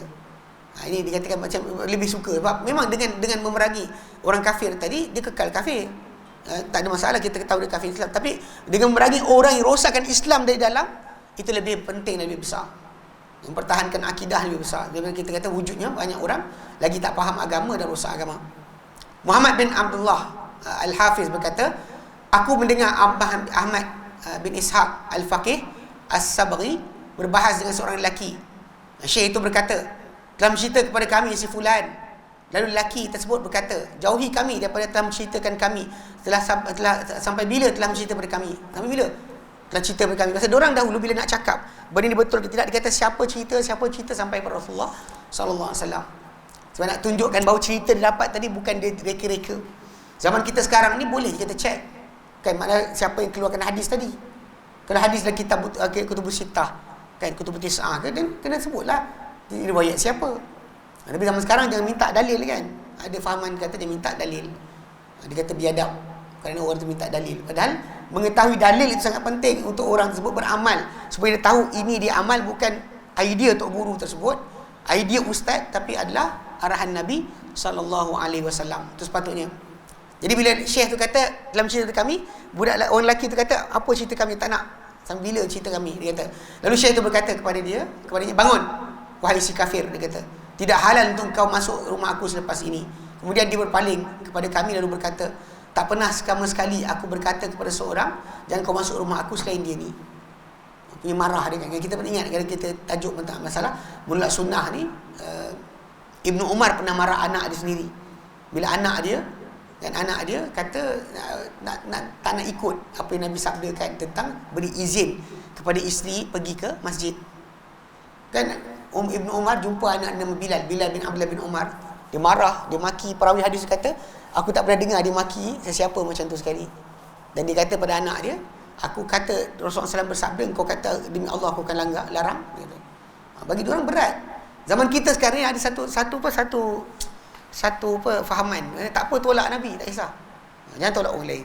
Jangan tolak sekian. Nabi tak apa. Sedangkan bagi para sahabat Nabi SAW tak boleh timbul manusia ditolak Nabi SAW punya kata-kata. Kita tak boleh bayangkan, tak boleh idea untuk orang tersebut menolak Muhammad SAW punya penjelasan. Okay, telah bertanya seorang lelaki kepada Ali bin Haytham. Lalu berkata, seorang lelaki berkata, tiada pada hadis Rasulullah SAW sebarang fik. Lalu Ali bin Haytham berkata, ini adalah seorang yang jahat. Di manakah fik? Di manakah kebaikan jika tidak ada dalam sunnah? Tak dalamnya, tak dalam sunnah. Mana fik, mana kebaikan? Itu sudut yang paling penting. Dia kata Al-Barbahari telah berkata, Apabila engkau mendengar seorang yang engkau bawakan kepadanya asar, engkau bawa pada dia asar, engkau kata Nabi sabda, kan? Para sahabat tunjukkan. Lalu dia berkata, dan dia tak menginginkannya, dan dia mahukan Quran, dia kata tak nak ni, nak Quran. Okay, maka janganlah engkau ragui bahawa dia adalah seorang daripada yang dipenuhi dengan kezindikan. Oleh itu bangkitlah dari sisinya dan tinggalkan dia. Dia kadang berarti penjelasan baik kita buat kadang pun macam tu je timbul. Tapi mungkin pada yang masih belajar, ayat dia keluar macam ni. Ini Quran je, ini sunnah je kan ustaz, bukan hadis. Ini hadis kan, bukan Quran kan? Ini hadis bukan Quran kan? Ayat tu keluar. Dia macam soalan macam kalau hadis tu langgar tak apa. Kalau Quran jangan tak langgar. Jangan langgar Quran jangan langgar. Hadis tak apa langgar. Ini satu idea pelik. Sedangkan kita sebut apa tahu? Kita dua syahadah. Syahadah yang kedua tu adalah penzahiran dengan ittiba' kepada Nabi SAW. Kalau tak ikut Muhammad, kau ikut siapa lagi? Dia kena buat jaga-jaga sikit. Asy-Syatibi berkata, meringkaskan kepada kitab semata-mata adalah pendapat kaum yang tiada kebaikan untuk mereka. Terkeluar daripada sunnah kerana mereka kembali kepada apa yang telah saya jelaskan, bahawa kitab dalamnya penjelasan sesuatu. Dia kata, Asy-Syatibi kata, kitab adalah penjelasan sesuatu. Dia kata, maka mereka melemparkan hukum-hukum sunnah dan mereka membawa mereka terpisah daripada jemaah dan serta mentakwilkan Quran mengikut selain apa yang diturunkan oleh Allah. Yang Allah turunkan dengan satu arah, dia akan arah ke lain. So balik pada asal, tinggalkan sunnah. Sebab kalau kita sebut balik, kita ikut sunnah Nabi, itu kita akan bersatu. Kalau ikut tinggalkan sunnah Nabi, ini ikut arahan dia, ini ikut cara dia, pecah. Perpecahan itu adalah pada masalah meninggalkan sunnah Nabi SAW. Dan memang tak layak sepatutnya untuk tinggalkan, tapi benda ini berlaku pada banyak orang. Okay. Kedua, beriman dengan sebahagian kitab, kufur terhadap sebahagiannya. Di antara usul mereka tadi tolak sunnah, terima Quran saja. Kat sini, beriman dengan sebahagian kitab, kufur terhadap sebahagian kitab. Telah lalu bahawa manhaj ahli sunnah adalah menghimpunkan nas-nas yang datang dari dalamnya banyak daripada yang datang dalam bab yang satu. Nas yang banyak kumpul pada bab yang satu. Contoh kita nak faham tentang wudu. So hadis tentang wudu kena bawa setempat. Kumpulkan sekali, gabungkan pun nampak. Kita nak apa yang kita nak bincangkan mesti bawa semua sekali. Tak boleh kita ambil satu hadis saja atau nak sahabat ni saja dan kita akan jumpa jawapan. Ini masalah yang sering berlaku lah, okay, pada banyak orang. So bila kita tak tengok semua dalil, maka seolah-olah kita pegang sebahagian dalil saja. Seolah macam kita macam orang yang buta pegang gajah. Kau pegang gajah, orang buta pegang gajah. Dia pegang-pegang kaki gajah, gajah macam batang kelapa. Dia pegang dalai gajah, oh macam ular. Lepas tu pegang badan, macam dinding. Faham tak? Jadi semua tadi berdasar kepada sudut. Tapi bila kita kata kumpulkan semua sekali, baru dia nampak, ini rupa gajah yang sebenar. Macam tu sebenarnya dalil. Dalil yang datang dalam agama ni, dia datang dikumpulkan sekaligus. Sebab kita kata itu, antara cara betul untuk faham dalil adalah, faham nas, adalah kumpulkan dalil pada satu tempat. So di sini masalah dia, bila orang tu ikut cara atau tata cara golongan ahli bid'ah, dia akan tidak membuat perkara berkenaan. Pasal kita kata, kita serta meletakkan semua nas, setiap nas pada tempatnya yang terlayak dari segi syarak. Tidak boleh diambil satu nas dan tinggal satu nas yang lain yang datang dalam bab yang sama. Bab sama, kalau tinggalkan apa? Okey. Kerana kebanyakan bid'ah dan kesesatan dahulu dan sekarang hanya muncul dengan sebab mengabaikan kaedah yang agung ini. Sebab dia tak kumpulkan dalil sekaligus. Dia ambil apa dia suka, dia pegang, dia gigit, pergi ke mana-mana. Itu masalah yang timbul. Dia kata, okay, setengah pelaku bid'ah dan orang yang jahil dari kalangan penuntut fiqh serta orang yang muqallid akan mengambil satu nas dan meninggalkan nas-nas yang lain yang barangkali menjadi pengkhusus. Sebab kalau kita faham dalil ni, dengan dalil dia ada mengkhususkan. Mana datang umum, datang khusus. Kalau contoh macam bila kes kita kata ya ayyuhalladzina amanu kan. Okey, bila kata ya ayyuhalladzina amanu ataupun macam firman Allah waqatilu fi sabilillah. Berperang kamu semua jalan Allah Ta'ala. Dekat situ dikecualikan wanita, tahu tak? Dikecualikan wanita. Sebab kalau dia kata kita baca ayat tu saja, pergi berperang, perempuan pun kena keluar. Kan? Bila Allah Ta'ala perintahkan untuk berperang, kan, kutiba alaikumul qital wa huwa kurhul lakum. Memang ada tempat ayat Quran tu datang, kamu semua orang beriman, masuk lelaki perempuan. Aqimus solah, atuz zakat, lelaki perempuan. Tapi bila datang tentang masalah, contoh macam bab jihad, bab peperangan, wanita tak masuk. Lepas tu kita jumpa dalam hadis Nabi SAW, kan Aisyah anha kata, "Ya Rasulullah, naral jihad afdal amal." Wahai Rasulullah, kami lihat jihad ni amalan paling afdal. Afala nujahid, boleh tak kami berjihad? Nabi pun jawab, Nabi kata, lakunnal jihad. Untuk kalian ada jihad, la kita lafih, tak ada pembunuhan dalamnya. Jihad tapi tak ada pembunuhan. Ini hajjun mabrur, haji yang dibaikkan, dijaga kata-kata dan juga tindakan dalamnya. Bismillah. So, dalil tadi kalau kita kumpul sekali, kita nampaklah bentuk dia. Ada baru ni saya jumpa satu kumpulan, satu orang lah, isteri ni mengadu suami dia ikut ajaran sesat. Tapi bila bawa pergi ke Jabatan Agama Islam tak boleh nak kontrol tajuk. Dia pergi belilau. Macam suami tu kata dengan bini dia, mulai hari ni jangan makan daging. Anak-anak pun jangan makan daging. Tak boleh. Tapi alasan kenapa tak makan daging tadi bukan sebab kesihatan. Sebab suami itu kata, kalau nak bersihkan diri, I kena tinggalkan daging. Sebab dia kata Allah Taala firman dalam Quran, dia baca surah Maidah ayat ketiga. Kan Allah Taala haramkan bangkai darah. So darah haram. Jadi bila daging kita makan tu, dia kata merah, maksudnya ada darah. So macam mana? So tak boleh makan. Jadi isteri ni dia tak ikut dah suami dia punya bab tu. Bawa masuk kes ke Jabatan Agama Islam sebagainya, tapi tak boleh nak selesai. Sebab Jabatan Agama Islam punya orang ada kata pada dia, ikut je suami awak suruh. Jadi bila bawa dengan saya pun cakap, saya tanya soalan, dia isi tanya soalan, saya kata betul dalam Quran ada sebut tentang darah. Tapi darah disebut dalam surah Al-Maidah tadi, atau surah Baqarah 173, surah An-Nahl 115. Darah ni tak sebut darah apa. Umum darah. Diharam ke atas kamu bangkai darah. Habis. Darah apa tak sebut. So basically ini darah. Tapi bila kita baca ayat Al-An'am 145, Allah Ta'ala spesifikkan darah mana.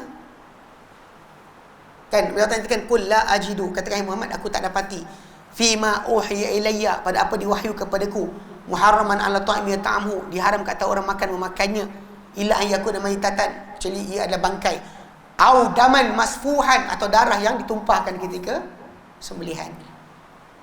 So nampak tak dekat sini, kalau kita ambil ayat Al-Maidah sahaja, kita akan dapatlah macam kes sebahagian fatwa daripada pondok-pondok di Malaysia yang kisah benar kan. Dia kata kalau siapa makan gulai, kari gulai daging, kalau kari gulai daging itu kena dekat baju, tak sah solat kecuali dibasuh. Punca? Buat darah tadi. Buat dia kata darah tu kan haram, dia najis, maka lepas tu makan dia okey pula. Makan bertambah 3 pinggan. Kena baju tak boleh solat. Nak kata kan, mak kata tak bijak kan, dia marah. Tapi seriously, awak buat apa ni? Macam orang kata macam bulu kucing kalau kena baju kan solat. Saya kata Abu Hurairah, dipanggil Abu Hurairah sebab apa? Main kucing kan? Dia masuk kucing dalam baju dia. Ada tak Nabi suruh dia bersihkan baju dia dulu sebelum solat? Tak ada kan? So tak ada, sibuk apa?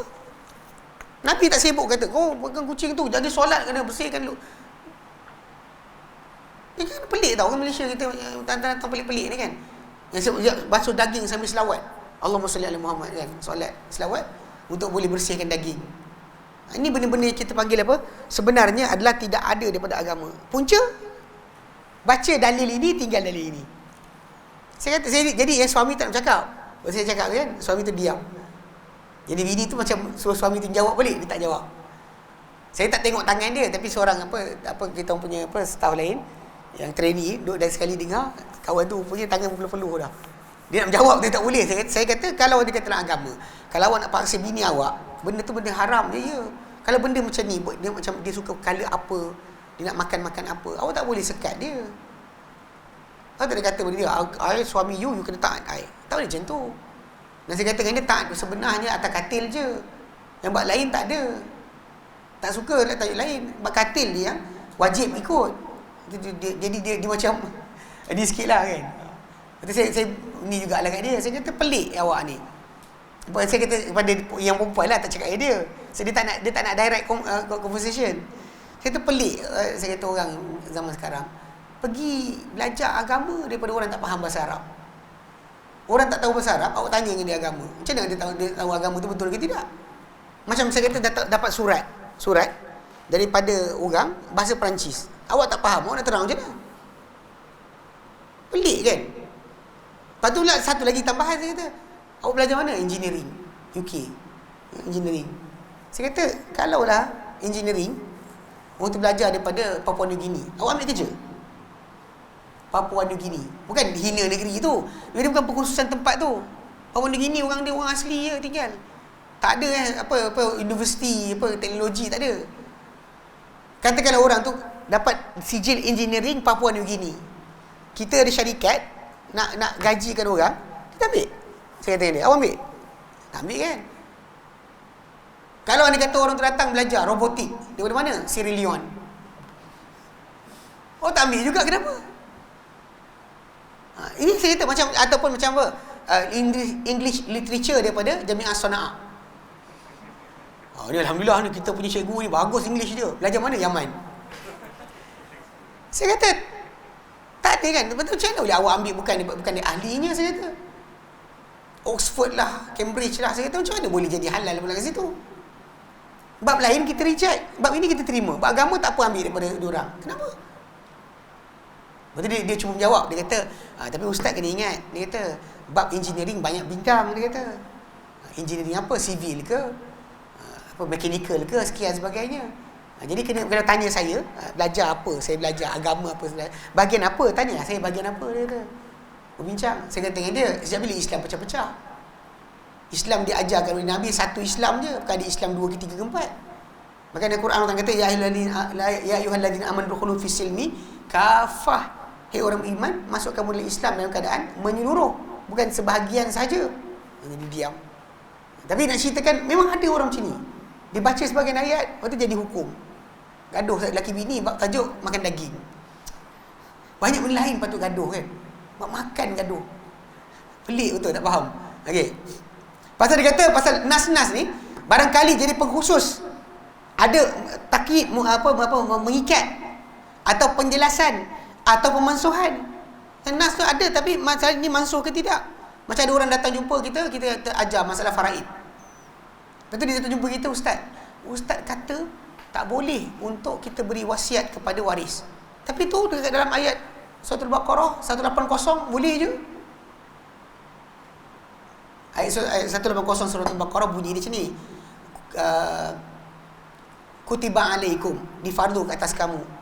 Idza hadara ahadakumul maut, bila datang kepada seorang kamu kematian, in taraka khairil wasiyah, jika ditinggalkan harta sebagai wasiat, lil walidain wal aqrabin, untuk dua ibu bapa atau kaum kerabat. Ni ibu bapa. Saya kata dengan dia, bang, ini ayat ni sebelum ayat faraid. Sebelum ayat faraid, betul. Ibn Abbas terangkan dekat dalam tafsir. Dia kata sebelum daripada turun ayat faraid, untuk mak bapak kena wasiat harta milik waris anak-anak. Tapi mak bapak kalau dapat harta anak, kena diwasiatkan baru dapat. Tak wasiat tak dapat. Tapi bila datang turun ayat ayat pewarisan harta, itu ayat 11, 12 dan 176 surah An-Nisa. 11 sikit je, 11, 12, 176, 3 ayat. 3 ayat turun, maka tidak ada wasiat untuk waris lagi. Itu kita tahu juga ada ayat yang memansuhkan, yang dimansuhkan. Ni memansuhkan, ni dimansuhkan. So kalau awak ambil satu ayat saja dan awak pergi gigit itu, memang awak akan katalah wasiat untuk waris boleh berjalan sampai bila-bila. Sedangkan wasiat yang Allah Ta'ala sebut tentang faraid tu, wasiyatan minallah. Ini pesanan, wasiat daripada Allah. Kamu nak wasiat harta untuk waris, awak ambil ayat 180. An-Nisa kata wasiyatan minallah, ni wasiat Allah. Jadi boleh lagi nak lawan. Kenapa? Ini pelik. Sebab tu kena tahu ada ayat nasah mansuh. Okey. Atau sebagainya. Okey, dia melihatnya dari satu sudut dan meninggalkan satu sudut yang lain. Orang yang ambil sebagian ayat, tinggal sebagian ayat, dia sebenarnya tengok satu sudut tapi tinggal sudut yang lain. Yang secara langsung membawa kepada banyak percampuran dan pergolakan. Dibentangkan kepada anda dua misal. Ini dua contoh. Misal pertama, manhaj Khawarij. Khawarij Khawarij mengambil nas-nas janji buruk. Janji buruk. Memang benda-benda yang tentang amaran, dosa, neraka dia ambil. Dan meninggalkan nas-nas janji baik. Lalu mereka memahaminya dengan berlawan kehendaknya. Mereka mula mengkafirkan orang-orang yang Islam dan menghalalkan darah dan harta mereka tanpa sebarang hujah dan keterangan. Mereka mengambil firman Allah Ta'ala dalam surah An-Nisa wa man ya'sillaha wa rasulahu wa yata'adda hududahu, barang siapa yang menderhakai Allah Ta'ala dan juga Rasulnya dan melampaui batasan-batasan Allah, syariat Allah Ta'ala, Allah Ta'ala masukkan dalam neraka, kekal dalamnya selama-lamanya, baginya azab siksa yang menghinakan. Okay. Dia ambil ayat 14 surah Nisa. Tapi mereka tinggalkan ayat Nisa 48 yang Allah Ta'ala nyatakan innallaha la yaghfiru an yushraka bihi. Allah Ta'ala tak ampunkan disekutukan dengannya, wa yaghfiru ma duna dzalika liman yasha. Tapi Allah Ta'ala ampunkan apa selain daripada syirik bagi siapa yang dia kehendaki. Dia ambil ayat ni, dia tinggal ayat ni. Sedangkan ayat ni kata kekal sikit, tapi dekat sini ayat kata tentang semua dosa diampunkan kecuali syirik. Maksudnya kalau kita macam orang yang apa dosa-dosa besar, berzina ke, berjudi, minum arak sebagainya, maka ada kata dia mati, kita tetap kena doakan kepada dia, Allahumma ighfir lahu warhamhu wa'afi wa'fu anhu. Walaupun dia mati tadi baru minum arak, berzina, mati, tetap kita kena doakan dia keampunan. Sebab ini asas yang diletakkan dalam ayat tadi. Masalah nak diampun ke tidak terpulang pada Allah Ta'ala, tapi atas kita sebagai Muslim kena laksanakan. Ini kena faham betul-betul. Tapi pada geng Khawarij, mati macam tu, mati dosa, mati masuk neraka. Dosa besar masuk neraka. Okey. Misal kedua, manhaj Murji'ah. Murji'ah ni golongan ni sebenarnya dia kalau kita sering dengar dekat Malaysia ni, orang yang tak solat tapi masih lagi Muslim, masih lagi beriman. Sebab apa? Dia dah percaya. Tak ada amal pun tak apa. Macam mana kalau tak percaya, buat amal banyak pun tak guna. Dia macam flip. Kan kalau orang tu banyak amal tapi tak beriman kepada Allah Ta'ala, kan hangus. Lepas tu dia terbalik kan. Kalau macam tu maksudnya, kalau orang tu tak ada amal tapi ada iman. Ada iman. So macam mana? Adakah dikira terima atau tidak? Dia tolak. Betul kita banyak masyarakat Islam kita di Malaysia ni kadang-kadang macam tak solat tapi masih lagi Muslim lagi. Kalau dia kata ikut pada asasnya, dah terkeluar. Tak nak solat, berapa ramai? Berdasar perangkaan dikira 80% rakyat Malaysia ni tak jaga solat. Berarti anda semua yang ada dalam masjid ni spesies terancam sebenarnya. Sikit je banding dengan yang tak datang. Yang tak datang sibuk lepak kedai, yang maghrib tengah azan masih lagi. Saya pernah tengok sekali lah depan mata saya. Pergi makan satu restoran tu, saya naik isteri saya kat tingkat atas solat. Dia buat restoran tingkat ni, tingkat atas tempat solat. Kita naik atas solat. Isteri saya pakai baju dia solat macam tu. Tak bawa telekung macam Melayu kita kan kadang telekung mesti ada. Tak ada telekung tak solat. Jadi naik atas, kita ambil solat. Lepas tu datang akak seorang. Akak ni masuk nak solat, cari telekung. Tak ada telekung. Lepas tu dia turun balik. Dan dia lepak sampai isyak tak solat. Selamba je. Saya macam kan, kita akan dekat meja, nampaklah tak nampak pula. Dia kata jamak qasar, kalau jamak qasar sahih dia tak datang awal lagi. Dia cari nak solat. Dia tanya telekung tak ada ke? Tak tahu, tak nampak telekung pun. Dia turun balik. Tak pergi solat. Tapi tak pergi solat tu, tak solat terus. Berapa ramai kan yang tinggal solat tangguh teruk sampai pasal kes tengok drama apa lagi petang. Bayangkan. So, jadi kadang-kadang dalam masyarakat Islam kita ni, bab ni kan, Murji'ah ni dia satu asas. Dia kata innallaha ghafurur rahim. Allah Maha Penyayang. Buatlah jahat pun tak apa, Allah Ta'ala akan ampunkan. Tak kisah. Dia lupa sebenarnya dalam kes bila orang syahadah sekalipun, orang munafik syahadah juga. Tapi problem munafik ni, syahadah mereka Allah Ta'ala kata palsu. Dia kata la ilaha illallah. Kadang-kadang dia kata barang siapa kata la ilaha illallah, jangan kafirkan. Nak tanya soalan, tahu tak orang munafik pun dikatakan Allah Ta'ala tak beriman walaupun mereka kata la ilaha illallah.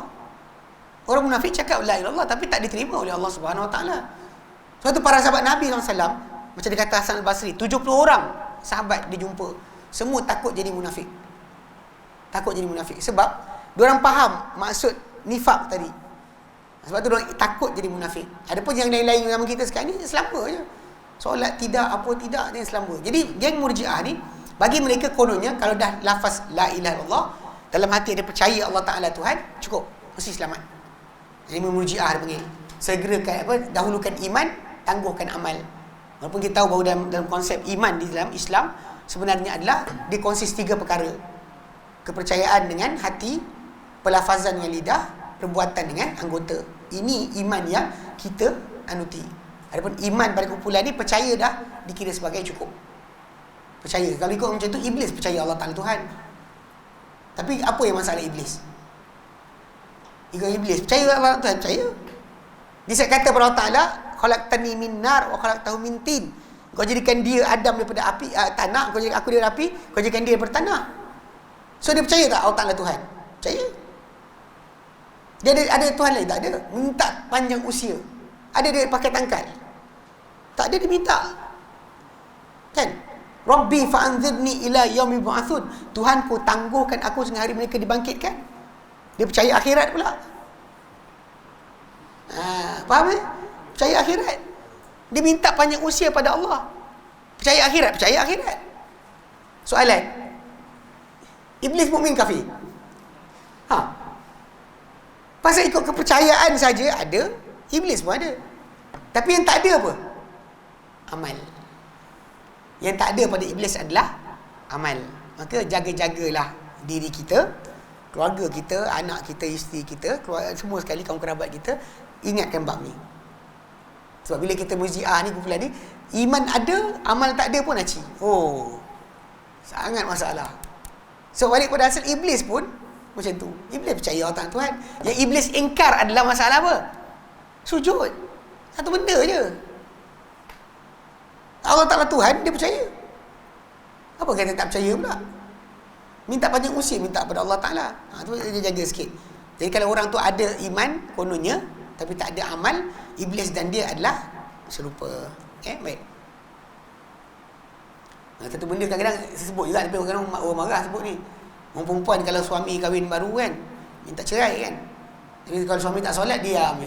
Dah tua-tua je lagi gaduh-gaduh, jumpa kita baru cakap, suami saya dulu tak solat pun. Bila kenal? Bila tahu? Sejak kahwin. Berapa tahun dah kahwin? 30 tahun. Kita macam dulu tak cakap pasal. Dia macam cakap sekarang sebab dia kahwin baru. Pasal kahwin baru dia minta cerai. Bukan sebab suami tu tak solat. Tak solat tak apa. Jangan kahwin lain. Ini benda kena jaga-jaga sikit. Pasal bab akidah itu yang lebih diutamakan sepatutnya. Baik. Lepas tu ada orang kata dengan saya, habis tu takkan nak bercerai-berai kena solat? Saya pun letak handphone, saya kata, apa dia? Takkan nak cerai-berai kena solat? Saya kata kalau bukan solat untuk tempat sebab kita nak berpisah, apa lagi? Saya kata. Inilah benda paling besar, cinta kita kepada Allah Ta'ala. Kita reda untuk duduk dengan orang yang tak nak sembah dia. Barulah betul ada walak dan barak. Ini boleh selamba je. Takkan nak cerai-berai kerana solat? Saya pandang muka tabah-tabah, geram. Ni masalah sikit je jaga. Baik. Baik, dia kata apa? Murji'ah pula mengambil nas-nas janji baik, meninggalkan nas-nas janji buruk dan memahaminya bertentangan dengan kehendaknya. Mereka berkata tidak memberi mudarat bersama iman sebarang maksiat. Do any maksiat, asal di iman, is okay. Sebenarnya tak bermanfaat bersama-sama kekufuran sebarang ketaatan. Kalau kufur, taat macam mana pun tak guna. Dia terbalik kan, nampak? Tapi masalah kes tadi, dia kata macam itulah, iblis ada kepercayaan tapi tak ada amal. Apa masalah dia? Kufur, Allah Ta'ala hilang dia. Baik. Mereka mengambil sabda Rasulullah SAW, yang Nabi kata dalam hadis yang sahih, berkata, man mata, barang siapa yang mati, wa huwa ya'lamu, dan kadang dia mengetahui, annahu la ilaha illallah dakhalal jannah. Barang siapa mati dalam keadaan mengetahui Tuhan memberikan Allah, dia pasti masuk syurga. Dia kata. Serta apa yang dalam maknanya. Dan mereka tinggalkan sabda Nabi SAW, la yadkhulul jannah qati'ur rahim. Tak masuk syurga orang yang memutuskan hubungan rahim. Nabi sebut. So, ini kenapa tinggalkan ini? Ini pas tak ada amal. Ada percaya tapi tak ada amal, langgar yang Nabi larang. Ditinggalkan ini, dia ambil ini je. La ilallah. Biar kita lebih berat kadang-kadang zaman kita sekarang ni, bukan orang-orang yang panggil apa? Berfaham Murji'ah. Sebahagian daripada orang yang beramal dengan amalan syirik, mereka kata asal orang tu kata la ilaha illallah, jangan syirikkan dia. Yang kata dia telah musyrik walaupun dia buat amalan syirik. Dan dia buat amalan syirik, minta pada orang kubur, teka-teka tanjim, katakan apa berkenaan dengan tilik nasib, baik dan buruk seorang tu berdasar pada bintang-bintang. Tapi benda tu kufur, tapi jangan kata kafir. Musyrik tapi jangan kata musyrik. Jangan kata syirik. Syirik tapi jangan kata musyrik. Dia pasal bagi dia pasal orang tu masih kata la ilaha illallah. Dia kata la ilallah, ahli kiblat kot. Dia kata ahli kiblat. Ini jaga-jaga sikit. Banyak orang bermain-main dengan perkara ini. Okay. Bertentangan dengan pelampauan dan kelonggaran ini, ahli sunnah berada di pertengahan. Mereka mengambil semua nas-nas yang datang dan mereka memadankan di antaranya dengan padankan, sesuaikan dengan suaian ilmiah yang lurus, yang menghilangkan permasalahan dan menolak percampuran dan pergolakan. Di antara kisah pendek perdebatan ahli sunnah dalam bab ini, apa yang diriwayatkan oleh Quraisy bin Anas, beliau berkata, aku mendengar Amr bin Ubaid berkata, aku akan dibawa pada hari kiamat. Ni Amr bin Ubaid ni antara kepala Mu'tazilah yang besar. Dia kata apa? Dia kata aku nanti dibawa di hari kiamat nanti. Dan aku berdiri depan Allah Ta'ala. Maka dia berkata kepadaku, kenapa engkau kata sungguhnya pembunuh dan neraka? Lalu aku berkata, engkau sendiri yang mengatakannya. Dia kata. Kemudian dia membaca ayat ini, ayat An-Nisa 63. Okay? Apa dia kata, wa man qatala mu'minan muta'ammidan, masa pembunuh seorang mukmin dalam keadaan sengaja, fajazahu jahannam, maka balasan dia jahannam, kekal dalam Islam lamanya, ghadiballahu alaihi, Allah Taala murka ke atas dia, wala'anahu, dan Allah laknat dia, wa adalahu azaban azima, dan tersediakan untuk dia azab yang besar. Lalu kan aku berkata kepadanya, dan tiada dalam ruang berkenaan orang yang muda daripadaku. Ni maksud dia ni panggil apa? Quraisy bin Anas. Quraisy bin Anas dia jawab balik dalam rumah tu, bila Amr bin Ubaid cakap macam tu, dia jawab. Dan dia kata dalam ramai-ramai itu tak ada orang yang muda daripada aku. Apa pendapat engkau? Dia cakap pada Amr bin Ubaid, apa pendapat engkau jika dia, Allah Taala berkata, dia berkata kepada engkau, sesungguhnya aku telah berfirman dalam surah An-Nisa, innallaha la yaghfiru an yushraka bihi. Allah tak ampunkan untuk dia disekutukan dengannya. Wa yaghfiru ma duna dzalika liman yasha, tapi dia akan ampunkan apa selain dari itu bagi siapa yang dikehendaki. Dan dari mana engkau ketahui aku tak mengampunkan dia? Kan bila ayat Quran tadi, ayat dia baca ayat An-Nisa 63, tapi dia tinggalkan ayat An-Nisa 48. So budak muda ni, Quraisy bin Anas kata, kalau Allah Ta'ala jawab pada kau macam ni, kau cakap apa? Allah Ta'ala kata, aku pun cakap juga dalam ayat dan surah yang sama, ayat ini. Kan? Dari mana pula dia kata, dari mana engkau tahu aku tak ampunkan orang tadi yang bunuh tadi? Kan? Beliau kata, maka dia tak mampu untuk menjawabku sedikit pun. Kata Quraisy bin Anas. Quraisy bin Anas kata macam tu. Dia tak boleh jawab. Amr bin Ubaid ni hebat pun terdiam. Betul lah, macam mana awak tahu Allah Ta'ala ampun ke tidak? Macam kita sentiasa berdoa kepada Allah Ta'ala untuk keampunan. Kita tahu apa jadi di akhir nanti. Sebab tu kita disuruh supaya berterusan minta ampun, berterusan minta keampunan, sebab kita tahu banyak mana daripada kata-kata kita diterima oleh Allah Subhanahu wa Ta'ala. Baik. Kerana ini Ibn Taymiyah telah berbicara menjelaskan sebab muncul bid'ah-bid'ah. Dia kata, dan dari sini nyata kesesatan pelaku-pelaku bid'ah dalam umat ini, di mana ia berpunca daripada beriman dengan sebahagian yang dibawa oleh Rasul tanpa beriman dengan sebahagian yang lain, atau beriman dengan sebahagian sifat taklim, risalah dan nubuah tanpa beriman dengan yang lain. Sebahagian dia ambil sifat kata-kata Allah Ta'ala terima, sebahagian dia tolak. Sebahagian risalah dia terima, sebahagian tolak. Jadi ikut apa dia suka. Okay? Dia kata kedua-dua ini sama. Kedua-dua ini sama ada dalam penurunan ataupun dalam pentakwilan. Mana letakkan ayat itu kat mana, atau takwilan. Mana ketika ayat turun pada siapa, takwilan pun untuk apa maksud ayat tersebut, itu juga berlaku macam tu. Diorang ambil sebahagian, tinggal sebahagian. Pemahaman pun macam tu juga. Kat sini dia faham macam ni, kat sini tak nak faham macam ni. Okey, baik. Ibn Taymiyah juga berkata, tetapi yang sebenarnya adalah menghimpunkan di antara nas-nas yang janji baik dan janji buruk, serta menafsirkan sebahagiannya dengan sebahagian yang lain tanpa menggantikan sesuatu pun daripadanya. Sebagaimana dihimpunkan di antara nas-nas perintah dan larangan tanpa menukar sesuatu pun daripadanya. Memang kita tak tukar apa benda pun, tapi kita gabungkan. untuk kita faham maksud dia. Bukan kita langgarkan.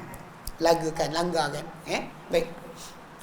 Asy-Syatibi berkata, seringkali anda melihat orang yang jahil berhujah untuk diri mereka dengan dalil yang fasid, dalil yang rosak, dan juga dalil yang sahih. Memadai dengan melihat kepada dalil itu tertentu saja. Tapi bila dalil sahih, tengok yang dalil ni je dia nak. Yang lain dia tak tengok. Kita baca yang lain, dia tak nak. Macam ada seorang tu dia kata apa? Dia kata solat masjid adalah bukan masjid. Sebab dia nak nafikan Isra Mi'raj. Isra Mi'raj dia nak nafikan. Tapi dah jelas-jelas dalam Quran, surah ayat pertama surah Isra, kalau kita subhanallazi asra bi 'abdihi lailan minal masjidil haram ila masjidil aqsa, jelas. So dia nak lari tajuk ni supaya nak kata solat tak wujud. Tu dia buat macam ni. Dia kata apa? Dia kata solat ni apa masjid ni bukan maksud di masjid binaan bangunan. Maksud masjid ni kepatuhan agama. Dia cakap itu. Walaupun kita tanya dia, abang buka kamus mana? Tunjuk kat saya. Sebab dia cakap macam tu, dia kata apa masjid maksud itu. Saya kata apa sini? Reference. Dia diam. Okay, saya kata tak apalah, okeylah abang kata kepatuhan agama. Lepas tu saya baca pada dia ayat surah Taubah. Ayat nombor najasun. Okey. Atau 28. Ayat 28 surah At-Taubah yang Allah nyatakan a'udzubillahi minasyaitonirrajim. Ya ayyuhalladzina amanu, hai orang beriman, innamal musyrikuuna najasun. Seorang musyrik tu najis. Ni pasal kes masuk Mekah. Masuk Mekah, pasal sebelum tu diorang masih boleh lagi. Tahun ke-9 mereka boleh masuk lagi. Tapi tahun ke-9 tu dipesan, siapa-siapa yang musyrik tahun depan tak boleh masuk Mekah. Ayat 28 turun. Dalam tu ada kalimah masjid. Tadi kan dia kata masjid adalah kepatuhan agama. Okay, saya kata abang terjemah macam mana ayat ni? Ya ayyuhalladzina amanu, hai orang beriman, innamal musyrikuuna najasun. Orang musyrik tu najis. Fala yaqrabul masjidal haram ba'da amihim hada. Jangan mereka dekati Masjidil Haram selepas tahun mereka ni. Terjemah. Dia kebil, dia tak ada jawapan. Saya kata terjemahlah. Tadi kata terjemah yang Masjidil Haram, Masjidil Aqsa, surah apa? Surah Al-Isra tadi. Minal Masjidil Haram ilal Masjidil Aqsa. Dia kata itu Masjidil Haram tu bukan maksud masjid. Masjid tu maksud lain, dia kata. Masjid tu maksud sekian. Saya kata dengan terjemah ni. Dia tak boleh. Sebab dia ambil kat sini, dia tinggal tempat lain. Dia takkan jumpa. Kalau dia jumpa semua sekali ayat, dia kan masalah lah. Ini kegagalan yang berlaku pada golongan ini. Okay. Dia ambil, dia dalil fasid atau dalil sahih, tapi memadai dengan melihat kepada dalil tertentu. Dan mengelak untuk memandang kepada dalil-dalil usul dan furuk yang lain yang menguatkan pendapatnya atau menentang pendapatnya. Kita akan tengok. Dia nak satu ni je. Dia akan sibuk dengan ayat ni. Dia tak nak pergi pada ayat lain. Sedangkan kita tahu bahawa dalam Quran Karim, bila tajuk itu sama, kita kena bawa dia sekaligus. Baru kita faham apa yang dikehendaki dengan ayat berkenaan. Okay. Dan kepelikan orang yang taksub lagi muqallid ni, bahawa mereka kadang-kadang dalam satu hadis, mereka ambil sebahagian maksud-maksudnya kerana kesepadanannya dengan pendapat sahabat mereka. Kemudian mereka tolak sebahagian daripada hadis tadi kerana bercanggah dengan pendapat sahabat mereka. Hadis tu, satu hadis dia ambil ini, tinggal ini. Macam geng-geng yang menolak berkenaan dengan tajuk Arash, istiwa Allah Ta'ala Arash, kan dia sibuk datang tentang dalil. Tapi bila datang dalil, dia baca hadis tu separuh je. Bila Allah kata apa? Dalam hadis Nabi dia kata, kan Allah, hanya ada Allah, walam yakun syai'a, tak ada apa bersamanya, wa kana arshuhu 'alal ma'. Sebelum penciptaan langit dan bumi, Arash Allah Ta'ala di atas air. Sebut dah secara terang. Bahkan benda dalam surah Hud pun sebut benda yang sama. Surah Hud pun sebut benda yang sama. Ayat ke-12, ayat ke-7. 7. Sebut benda yang sama. Wa kana arshuhu 'alal ma'. Dia tinggalkan ayat tu, kalimah tu, sebab benda tadi akan menyebabkan apa tahu? Idea dia tentang masalah masa dan tempat ni dia akan hilang. So, dalam hadis tu dia ada word dia cukup. Kan Allah walam yakun syai'a. Kan? Dan hanya ada Allah, tak ada apa-apa bersama dia. Tapi betul Nabi tak habis bercakap lagi. Nabi kata wa kana arshuhu 'alal ma', dan arasnya di atas air. Surah Hud Hud 7 ayat ke-7. Memang Allah sebutkan sedemikian. So jadi basically kalau kita faham kat sini, ini adalah di antara asas-asas yang diperhatikan. So kita ambil 2 je, kita ada 10 penyelewengan nas ni, tapi kita ambil 2 dulu. Itu pertama yang dikatakan sebagai ambil kitab tolak sunnah, ataupun ambil sebagian kitab tinggal sebagian kitab, atau ambil sebagian hadis tinggal sebagian hadis. Ini di antara penyelewengan dalam masalah pendalilan, mempermain-mainkan usul pendalilan syariah.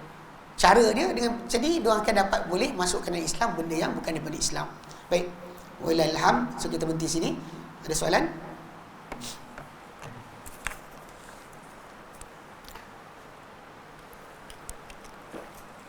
Tak ada. Baik, alhamdulillah kita berhenti sini. Nanti kita sambung pada bulan yang akan datang, diizinkan oleh Allah SWT. Wallahu a'lam. Wa sallallahu ala Muhammadin wa sallam. Alhamdulillahirabbil alamin. Subhanallah, insya Allah anta astaghfiruka wa atubu ilaik. Assalamualaikum warahmatullahi wabarakatuh.